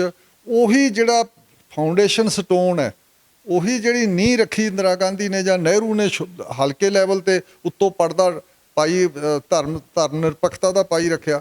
ਨਹਿਰੂ ਦੇ ਪਿੱਛੋਂ ਇੰਦਰਾ ਗਾਂਧੀ ਨੇ ਸ਼ਰੇਆਮ ਸਾਰਾ ਹਿੰਦੂਕਰਨ ਸ਼ੁਰੂ ਕੀਤਾ ਪੋਲਿਟਿਕਸ ਦਾ, ਜਾਂ ਮਤਲਬ ਕੀ ਕਰਦੀ ਹੈ, ਬਹੁਮਤ ਨੂੰ ਆਪਦੇ ਨਾਲ ਲੈਣ ਦੀ ਕੋਸ਼ਿਸ਼ ਕੀਤੀ, ਵੋਟ ਬੈਂਕ ਤਿਆਰ, ਉਹੀ ਹੁਣ ਤੱਕ ਚੱਲ ਰਿਹਾ। ਉਹਦੇ ਚੋਂ ਹੀ ਮੋਦੀ ਦਾ ਅੱਜ ਕੱਲ੍ਹ ਹਿੰਦੂ ਰਾਸ਼ਟਰ ਨਿਕਲਿਆ। ਉਹ ਸਾਰਾ ਕੁਝ ਉਹੀ ਹੈ। ਉਸੇ ਚੋਂ ਹੀ ਦੇਸ਼ ਦਾ ਜਿਹੜਾ ਪੋਲਿਟਿਕਸ ਹੈ ਉਹ ਹੁਣ ਮੈਜੋਰਿਟੇਰੀਅਨ ਪੋਲਿਟਿਕਸ ਹੋ ਗਿਆ। ਮੁਸਲਮਾਨ ਪਾਸੇ ਕੱਢ ਤੇ ਦੂਜੇ ਸਾਰੇ ਪਾਸੇ ਕੱਢ ਤੇ ਬਸ ਹਿੰਦੂ ਵੋਟ ਬੈਂਕ 80-85% ਹੈਗਾ, ਇਸੇ ਚੋਂ ਵੋਟ ਲੈ ਲਓ, ਬਾਕੀਆਂ ਦੀ ਕੀ ਲੋੜ ਹੈ। ਅੱਛਾ ਜੀ, ਹੁਣ 84 ਤੋਂ ਬਾਅਦ ਦੀ ਗੱਲ ਕਰੀਏ, ਅਨੰਦਪੁਰ ਸਾਹਿਬ ਮਤੇ ਦੀ ਗੱਲ ਕਰੀਏ, ਕਿੰਨੀਆਂ ਸਰਕਾਰਾਂ ਬਣ ਗਈਆਂ ਸੀ, ਕਿਹੜੇ ਸਰਕਾਰ ਨੇ ਪਰਚਾਇਆ ਸੀ ਅਨੰਦਪੁਰ ਸਾਹਿਬ ਮਤੇ ਉੱਤੇ, ਰਾਜ ਵੀ ਕਰਕੇ ਚਲੇ ਗਏ, ਪਰ ਗੱਲ ਫਿਰ ਨਹੀਂ ਹੋਈ ਸਿੱਖਾਂ ਦੇ ਹੱਕ ਦੀ, ਗੱਲ ਫਿਰ ਨਹੀਂ ਹੋਈ ਇਨਸਾਫ ਦੀ। ਫਿਰ ਸਿਆਸਤ ਖੇਡੀ ਗਈ 84 ਤੋਂ ਬਾਅਦ। ਕਈ ਸਿਆਸੀ ਲੀਡਰ ਇੱਥੇ ਆ ਕੇ ਚਲੇ ਗਏ ਵੀ ਤੁਹਾਨੂੰ ਅਸੀਂ ਇਨਸਾਫ ਦਿਲਾਵਾਂਗੇ, ਜੋ 84 ਦੇ ਵਿੱਚ ਹੋਇਆ ਤੁਹਾਡੇ ਨਾਲ, ਤੁਹਾਨੂੰ ਅਸੀਂ ਉਹਦਾ ਇਨਸਾਫ ਦਿਲਾਵਾਂਗੇ ਤੇ ਤੁਹਾਡੀ ਅਸੀਂ ਗੱਲ ਕਰਾਂਗੇ ਤੇ ਅਨੰਦਪੁਰ ਸਾਹਿਬ ਮਤੇ ਦੀ ਵੀ ਗੱਲ ਕਰਾਂਗੇ। ਕਿੰਨੀਆਂ ਸਰਕਾਰਾਂ ਬਣੀਆਂ ਤੇ ਕਿੰਨੀਆਂ ਚਲੀਆਂ ਗਈਆਂ, ਫਿਰ ਵੀ ਗੱਲ ਨਹੀਂ ਬਣੀ, ਨਾ ਅਨੰਦਪੁਰ ਸਾਹਿਬ ਮਤੇ ਦੀ ਗੱਲ ਬਣੀ ਤੇ ਨਾ ਹੀ 84 ਦੇ ਜੋ ਉਸ ਵੇਲੇ ਸਿੱਖਾਂ ਦੀ ਕਤਲੋਗਾਰਤ ਹੋਈ ਸੀ ਉਹਨਾਂ ਨੂੰ ਇਨਸਾਫ ਮਿਲਿਆ। ਦੇਖੋ, ਇਨਸਾਫ ਮਿਲਣਾ ਹੀ ਨਹੀਂ ਸੀ। ਉਦੋਂ ਪਿੱਛੋਂ ਇਨਸਾਫ ਲੈਣ ਵਾਲਾ ਕਿਹੜਾ ਰਹਿ ਗਿਆ ਸੀ? ਅਕਾਲੀ ਦਲ ਨੇ ਸੈਂਟਰ ਦੇ ਏਜੰਡੇ ਤੇ ਰਾਜ ਕੀਤਾ। ਜਿਹੜਾ ਉਹਨਾਂ ਨੇ ਕਿਹਾ, ਉਹਨਾਂ ਦੇ ਕਹਿਣ ਤੇ, ਉਹਨਾਂ ਦੀ ਪੋਲਿਟਿਕਸ ਤੇ ਰਾਜ ਕੀਤਾ। ਜਦੋਂ ਅਕਾਲੀ ਦਲ ਜਾ ਕੇ ਬੀਜੇਪੀ ਨਾਲ ਜੁੜ ਗਿਆ ਤਾਂ ਨੈਸ਼ਨਲਿਸਟਿਕ ਏਜੰਡਾ ਹੋ ਗਿਆ। ਤਾਂ ਜਿਹੜਾ ਨੈਸ਼ਨਲਿਜ਼ਮ ਹੈ, ਜਿਹੜਾ ਰਾਸ਼ਟਰ ਭਾਵਨਾ ਹੈ ਸਾਰੀ, ਉਹੀ ਭਾਵਨਾ ਇਹਨਾਂ ਨੇ ਅਡਾਪਟ ਕਰ ਲਈ। ਫਿਰ ਮੰਗ ਕਿਹੜਾ ਮੰਗੇ? ਮਿਲਣੀ ਕਿਹਨੂੰ ਸੀ? ਸਿੱਖਾਂ ਦਾ ਇਨਸਾਫ ਦੀ ਗੱਲ ਕਰੋਗੇ ਤਾਂ ਤੁਸੀਂ ਕਹੋਗੇ ਵੀ ਤੁਸੀਂ ਮਿਨੋਰਿਟੀ ਉੱਤੇ ਧੱਕਾ ਕੀਤਾ ਸੀ, ਇਹਦਾ ਆਹ ਬਦਲਾ ਦਿਓ ਸਾਨੂੰ, ਇਹਦਾ ਸਾਡਾ ਇਨਸਾਫ ਦਿਓ ਸਾਨੂੰ।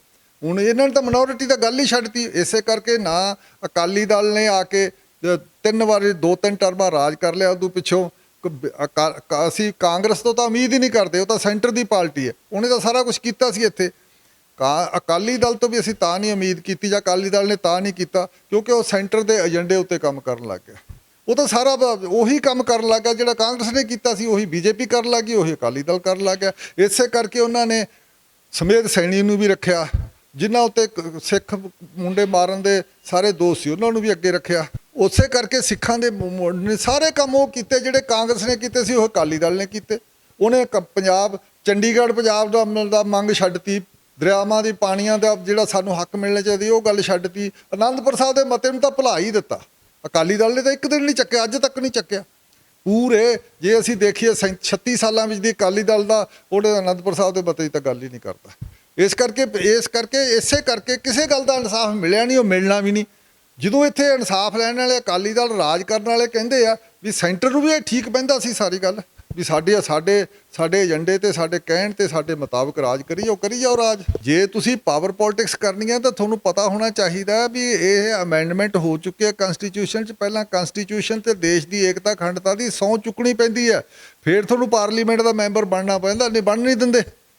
ਤੇ ਇਸ ਕਰਕੇ ਜਿਹੜਾ ਬੰਦੇ ਨੇ ਇਲੈਕਸ਼ਨ ਲੜਨੀ ਹੈ, ਇੱਥੇ ਸੱਤਾ ਦਾ ਹਿੱਸੇਦਾਰ ਬਣਨਾ, ਉਹ ਕਿਵੇਂ ਕਹਿ ਦੂ ਖਾਲਿਸਤਾਨ? ਕਹਿ ਨਹੀਂ ਸਕਦਾ। ਇਹ ਤਾਂ ਸਾਰਿਆਂ ਨੂੰ ਸਹੁੰ ਚੁੱਕਦੇ ਵੀ ਆ ਸਾਰੇ ਜਾ ਕੇ, ਦੇਸ਼ ਦੀ ਏਕਤਾ ਤੇ ਅਖੰਡਤਾ ਦੀ। ਤੇ ਖਾਲਸਾ ਕੀ ਆ? ਦੇਸ਼ ਤੋਂ ਵੱਖਰਾ ਹੋਣਾ। ਤੁਸੀਂ ਦੇਸ਼ ਦੀ ਅਖੰਡਤਾ ਨੂੰ ਮਜ਼ਬੂਤ ਕਰਨ ਦੀ ਤਾਂ ਸਹੁੰ ਚੁੱਕਦੇ ਹੋ ਉੱਥੇ। ਇਹੀ ਗੱਲ ਤਾਂ ਸਭ ਤੋਂ ਜ਼ਿਆਦਾ ਸਿਮਰਨਜੀਤ ਸਿੰਘ ਮਾਨ ਦੀ ਹੈ। ਜਾ ਕੇ ਉੱਥੇ ਤਾਂ ਇਹ ਦੇਸ਼ ਦੀ ਏਕਤਾ ਤੇ ਅਖੰਡਤਾ ਦੀ ਸਹੁੰ ਚੁੱਕੀ ਹੈ, ਤੇ ਉਂਝ ਖਾਲਿਸਤਾਨ ਚੱਕੀ ਫਿਰਦਾ। ਇਹ ਵਿਰੋਧਤਾ ਤੇ ਵਿਸੰਗਤੀਆਂ ਲਈ ਫਿਰਦੇ ਆ, ਕਹਿੰਦਾ ਵਿਰੋਧਤਾਈਆਂ ਇਹੋ ਜਿਹੀਆਂ ਲਈ ਫਿਰਦੇ ਆ ਸਾਰਾ। ਲੋਕ ਪੁੱਛਦੇ ਨਹੀਂ ਸਾਰਾ ਕੁਝ। ਇਸ ਕਰਕੇ ਹੁਣ ਤਾਂ ਉਹਨਾਂ ਨੇ ਪੂਰੀ ਅਮੈਂਡਮੈਂਟ ਕਰਤੀ ਆ ਸਾਰੀ ਇਸ ਕਨਸਟੀਟਿਊਸ਼ਨ ਦੇ ਵਿੱਚ, ਤੇ ਵੀ ਸਹੁੰ ਦੇ ਵਿੱਚ ਕਿਸੇ ਵੀ ਕਦੇ ਸੁਣ ਲਿਓ ਜਿਹੜੀ ਪਾਰਲੀਮੈਂਟ ਦੀ ਸਹੁੰ ਹੁੰਦੀ ਆ, ਹਰ ਗੱਲ ਉੱਤੇ ਦੇਸ਼ ਦੀ ਏਕਤਾ ਤੇ ਅਖੰਡਤਾ ਦੀ ਸਹੁੰ ਚੁੱਕਣੀ ਪੈਂਦੀ ਹੈ। ਉਸ ਕਨਸਟੀਟਿਊਸ਼ਨ ਨੂੰ ਬਰਕਰਾਰ ਰੱਖਣ ਦੀ ਸਹੁੰ ਚੁੱਕਣੀ ਪੈਂਦੀ ਹੈ, ਜਿਹਦੇ ਤੇ ਫੇਰ ਹੀ ਤੁਹਾਨੂੰ ਪਾਵਰ ਅਗਲਾ ਸ਼ੇਅਰ ਕਰਨ ਦਿੰਦਾ। ਉਹ ਕਨਸਟੀਟਿਊਸ਼ਨ ਕੀ ਹੈ? ਉਹਦੇ ਤੋਂ ਤੁਸੀਂ ਵੱਖ ਹੀ ਨਹੀਂ ਹੋ ਸਕਦੇ। ਉਹ ਸਾਰਾ ਦੇਸ਼ ਇੱਕ ਹੈ ਉਹਦੇ ਵਿੱਚ।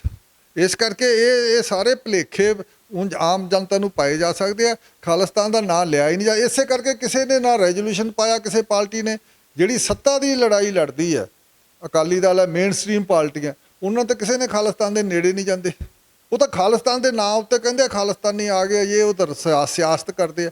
ਅਕਾਲੀ ਦਲ ਨੇ ਜਿਹੜੀ ਸਿਆਸਤ ਹੈ ਉਹ ਖਾਲਿਸਤਾਨ ਦੇ ਨਾਂ ਤੇ ਹੀ ਕੀਤੀ ਹੈ, ਕਾਂਗਰਸ ਤਾਂ ਕਰਦੀ ਹੈ। ਬੀਜੇਪੀ ਵੀ ਕਰਦੀ ਹੈ। ਕਿ ਜੇ ਖਾਲਿਸਤਾਨ ਦਾ ਨਾਮ ਲੈਣੇ, ਕਈ ਨੌਜਵਾਨ ਜੇਲ੍ਹ ਵਿੱਚ ਗਏ ਨੇ, ਉਸ ਤੋਂ ਬਾਅਦ ਪਤਾ ਵੀ ਨਹੀਂ ਹੁੰਦਾ ਵੀ ਕਿੱਥੇ ਚਲੇ ਗਏ ਕਿੱਥੇ ਨਹੀਂ ਚਲੇ ਗਏ। ਇਹ ਆਮ ਨੌਜਵਾਨ ਸਿੱਖ ਸਮਝਦਾ ਹੁਣ ਵੀ ਕੀ ਰਾਜਨੀਤੀ ਕਿਹਨੂੰ ਕਹਿੰਦੇ ਨੇ, ਖਾਲਿਸਤਾਨ ਦੇ ਨਾਂ ਉੱਤੇ ਕਿਵੇਂ ਸਿਆਸੀ ਚੀਜ਼ਾਂ ਖੇਡੀਆਂ ਜਾਂਦੀਆਂ ਨੇ। ਵੇਖੋ ਖਾਲਿਸਤਾਨ ਦੇ ਨਾਮ ਤੇ ਸਿਆਸੀ ਖੇਡੀ ਜਾਂਦੇ, ਉਹ ਤੋਂ ਸਾਨੂੰ ਬੜੀ ਬਦਕਿਸਮਤੀ ਹੈ। ਉਹ ਜਿਹੜੇ ਮੋਰਚੇ ਦੇ ਕਈ ਲੈਫਟ ਜਥੇਬੰਦੀ ਆ, ਉਹ ਵੀ ਹਰ ਗੱਲ ਨਾਲ ਖਾਲਿਸਤਾਨ ਨੂੰ ਐਂ ਨਹੀਂ ਕਰਨ ਦੇਵਾਂਗੇ। ਜਿਹੜੇ ਮੋਰਚੇ ਵਿੱਚ ਗੜਬੜ ਕਰਨ ਵਾਲੇ ਨੌਜਵਾਨ ਵੀ ਕਹਿ ਦਿਓ ਸਿੱਖਾਂ ਵੱਲੋਂ ਕਾਸੇ ਸੀ 26 ਜਨਵਰੀ 'ਚ ਉੱਥੇ ਗਏ, ਉਹ ਖਾਲਿਸਤਾਨੀ ਥੋੜ੍ਹਾ ਸੀਗੇ ਸਾਰੇ, ਨਾ ਖਾਲਿਸਤਾਨ, ਨਾ ਉਹਨਾਂ ਨੂੰ ਖਾਲਿਸਤਾਨ ਦਾ ਪਤਾ, ਪਰ ਸਾਰਾ ਜੋੜਤਾ ਵੀ ਖਾਲਿਸਤਾਨੀ ਆ ਗਏ, ਖਾਲਿਸਤਾਨੀ ਆ ਗਏ, ਗੜਬੜ ਕਰਨ ਆ ਗਏ। ਖਾਲਿਸਤਾਨ ਦੇ ਸ਼ਬਦ ਨੂੰ ਤਾਂ ਜੋ ਐਂ ਵਰਤਿਆ ਜਾਂਦਾ ਜਿਵੇਂ ਪਾਕਿਸਤਾਨ ਨੂੰ ਵਰਤਿਆ ਜਾਂਦਾ।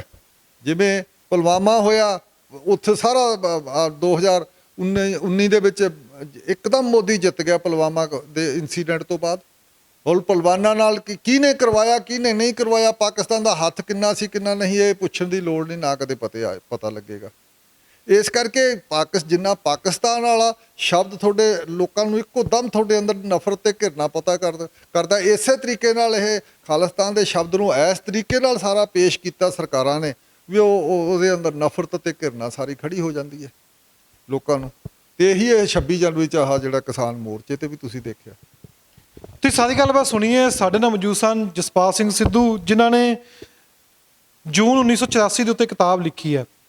ਇਹ ਕਿਤਾਬ ਖੁਦ ਉੱਥੇ ਮੌਜੂਦ ਸਨ, ਕਾਫੀ ਵੱਡੀ ਕਿਤਾਬ ਹੈ, ਮੋਟੀ ਕਿਤਾਬ ਹੈ। ਇਸ ਵਿੱਚ ਹਰ ਇੱਕ ਪੰਨਾ ਜਿਹੜਾ ਹੈਗਾ 84 ਦੇ ਵਿੱਚ ਕੀ ਵਾਪਰਿਆ ਉਹ ਚੀਜ਼ ਦਾ ਜ਼ਿਕਰ ਕੀਤਾ ਗਿਆ। ਤਾਂ ਜਦੋਂ 84 ਦੀ ਗੱਲ ਹੁੰਦੀ ਹੈ ਤਾਂ ਹਰ ਇੱਕ ਦੇ ਜ਼ਿਹਨ ਵਿੱਚ ਆਉਂਦਾ ਵੀ ਇਨਸਾਫ ਕਦੋਂ ਮਿਲੇਗਾ। ਜੋ ਕਤਲੋ ਗਾਰਤ ਉਸ ਸਮੇਂ ਹੋਈ ਸੀ ਉਸ ਦਾ ਕਿਤੇ ਵੀ ਹਿਸਾਬ ਨਹੀਂ ਹੈ, ਅੱਜ ਤੱਕ ਵੀ ਇਨਸਾਫ ਨਹੀਂ ਮਿਲਿਆ। ਉਸ ਵਕਤ ਕਿੰਨੀਆਂ ਸਿਆਸੀ ਪਾਰਟੀਆਂ ਜਿੱਤੀਆਂ ਨੇ। ਜੂਨ 1984 ਦਾ ਨਾਮ ਲੈ ਕੇ ਸਿੱਖਾਂ ਨੂੰ ਇਨਸਾਫ ਦਿਲਾਵਾਂਗੇ, ਉਸ ਵਕਤ ਕਿੰਨੀ ਸਿਆਸਤ ਹੋਈ, ਅਨੰਦਪੁਰ ਸਾਹਿਬ ਮਤੇ ਉੱਤੇ ਵੀ ਸਿਆਸਤ ਹੋਈ, ਪਰ ਕਿਸੇ ਨੇ ਵੀ ਜਦੋਂ ਸਿਆਸਤ ਵਿੱਚ ਆ ਜਾਂਦੀ ਹੈ ਉਸ ਵਕਤ ਦਾ ਨਾਮ ਨਹੀਂ ਲਿਆ। ਫਿਰ ਚੋਣਾਂ ਆਉਂਦੀਆਂ ਨੇ, ਫਿਰ ਇਸ ਉੱਪਰ ਰਾਜਨੀਤੀ ਹੁੰਦੀ ਹੈ। ਜਿਵੇਂ ਅੱਜ ਦੀ ਗੱਲ ਕਰ ਲਈ, ਅੱਜ ਵੀ ਰਾਜਨੀਤੀ ਹੋ ਰਹੀ ਹੈ। ਸ਼੍ਰੀ ਗੁਰੂ ਗ੍ਰੰਥ ਸਾਹਿਬ ਦੇ ਪੰਨੇ ਜਿਹੜੇ ਆ ਉਹ ਗਲੀਆਂ ਦੇ ਵਿੱਚ ਬਿਖੇਰੇ ਗਏ, ਉਸ ਤੋਂ ਬਾਅਦ ਕਿਤੇ ਇਨਸਾਫ ਨਹੀਂ ਮਿਲਿਆ। ਅੱਜ ਵੀ ਸਿਆਸਤ ਹੁੰਦੀ ਪਈ ਹੈ। ਪਹਿਲਾਂ 84 ਤੇ ਹੁੰਦੀ ਸੀ ਸਿਆਸਤ, ਅੱਜ ਸਿਆਸਤ ਹੋ ਰਹੀ ਹੈ ਸ਼੍ਰੀ ਗੁਰੂ ਗ੍ਰੰਥ ਸਾਹਿਬ ਦੇ ਜੋ ਪੱਤਰੇ ਰੋਲੇ ਗਏ ਸੀ ਉਸ ਪਰ ਸਿਆਸਤ ਹੋ ਰਹੀ ਹੈ। ਤਾਂ ਧਾਰਮਿਕ ਪੱਖੋਂ ਧਾਰਮਿਕ ਮੁੱਦੇ ਲਿਆ ਕੇ ਜਦੋਂ ਚੋਣਾਂ ਹੁੰਦੀਆਂ ਨੇ ਸਿਆਸਤ ਖੇਡੀ ਜਾਂਦੀ ਹੈ ਤੇ ਉਸ ਤੋਂ ਬਾਅਦ ਨਤੀਜਾ ਪਤਾ ਹੈ ਵੀ ਆਪਾਂ ਕਿਸ ਪਾਸੇ ਵੋਟਾਂ ਭੁਗਤੀਆਂ ਨੇ। ਜਾ ਕੇ ਤੁਸੀਂ ਵੋਟਾਂ ਪਾ ਸਕਦੇ ਹੋ, ਤੁਹਾਡਾ ਹੱਕ ਬਣਦਾ, ਜਿਸ ਨੂੰ ਮਰਜ਼ੀ ਪਾਓ, ਤੁਹਾਡਾ ਆਪਣਾ ਰਾਈਟ ਹੈ, ਪਰ ਸੋਚ ਸਮਝ ਕੇ ਪਾਓ। ਤੁਹਾਡੇ ਨਾਲ ਕੋਈ ਵੀ ਧਾਰਮਿਕ ਪੱਖੋਂ ਕੋਈ ਬੰਦਾ ਗੇਮ ਪਲਾਨ ਤਾਂ ਨਹੀਂ ਕਰ ਰਿਹਾ, ਤੁਹਾਨੂੰ ਧਾਰਮਿਕ ਪੱਖੋਂ ਕੋਈ ਬੰਦਾ ਫਸਾ ਤਾਂ ਨਹੀਂ ਰਿਹਾ ਵੀ ਕਿਤੇ ਉਹ ਇੱਕ ਤੁਹਾਡੇ ਸਾਹਮਣੇ ਖੜਾ ਕਰ ਦਿੰਦਾ, ਇੱਕ ਚੀਜ਼ ਧਾਰਮਿਕ ਪੱਖੋਂ ਖੜੀ ਕਰ ਦਿੱਤੀ, ਫਿਰ ਤੁਸੀਂ ਸਾਰੇ ਉਸ ਪਾਸੇ ਹੋ ਜਾਂਦੇ ਹੋ। ਸੋਚ ਲਓ, ਵਿਚਾਰ ਲਿਆ ਕਰੋ। ਕਾਫੀ ਲੰਮੇ ਸਮੇਂ ਤੋਂ ਪੰਜਾਬ ਵਿੱਚ ਜਦੋਂ ਧੋਖਾ ਖਾਂਦਾ ਆਇਆ ਹੈ, ਅਲੱਗ-ਅਲੱਗ ਸਿਆਸੀ ਪਾਰਟੀਆਂ ਵੀ ਆਉਂਦੀ ਰਹੀਆਂ ਨੇ, ਪਰ ਇਨਸਾਫ ਕਿਤੇ ਨਹੀਂ ਮਿਲਿਆ। ਪੰਜਾਬ ਨਿਊਜ਼ ਨਾਲ ਜੁੜੇ ਰਹਿਣਾ, ਪੇਜ ਨੂੰ ਲਾਈਕ ਕਰਨਾ, ਵੀਡੀਓ ਸ਼ੇਅਰ ਕਰ ਦੇਣਾ ਤਾਂ ਕਿ ਦੂਜੇ ਤੱਕ ਵੀ ਜਾਣਕਾਰੀ ਪਹੁੰਚ ਸਕੇ।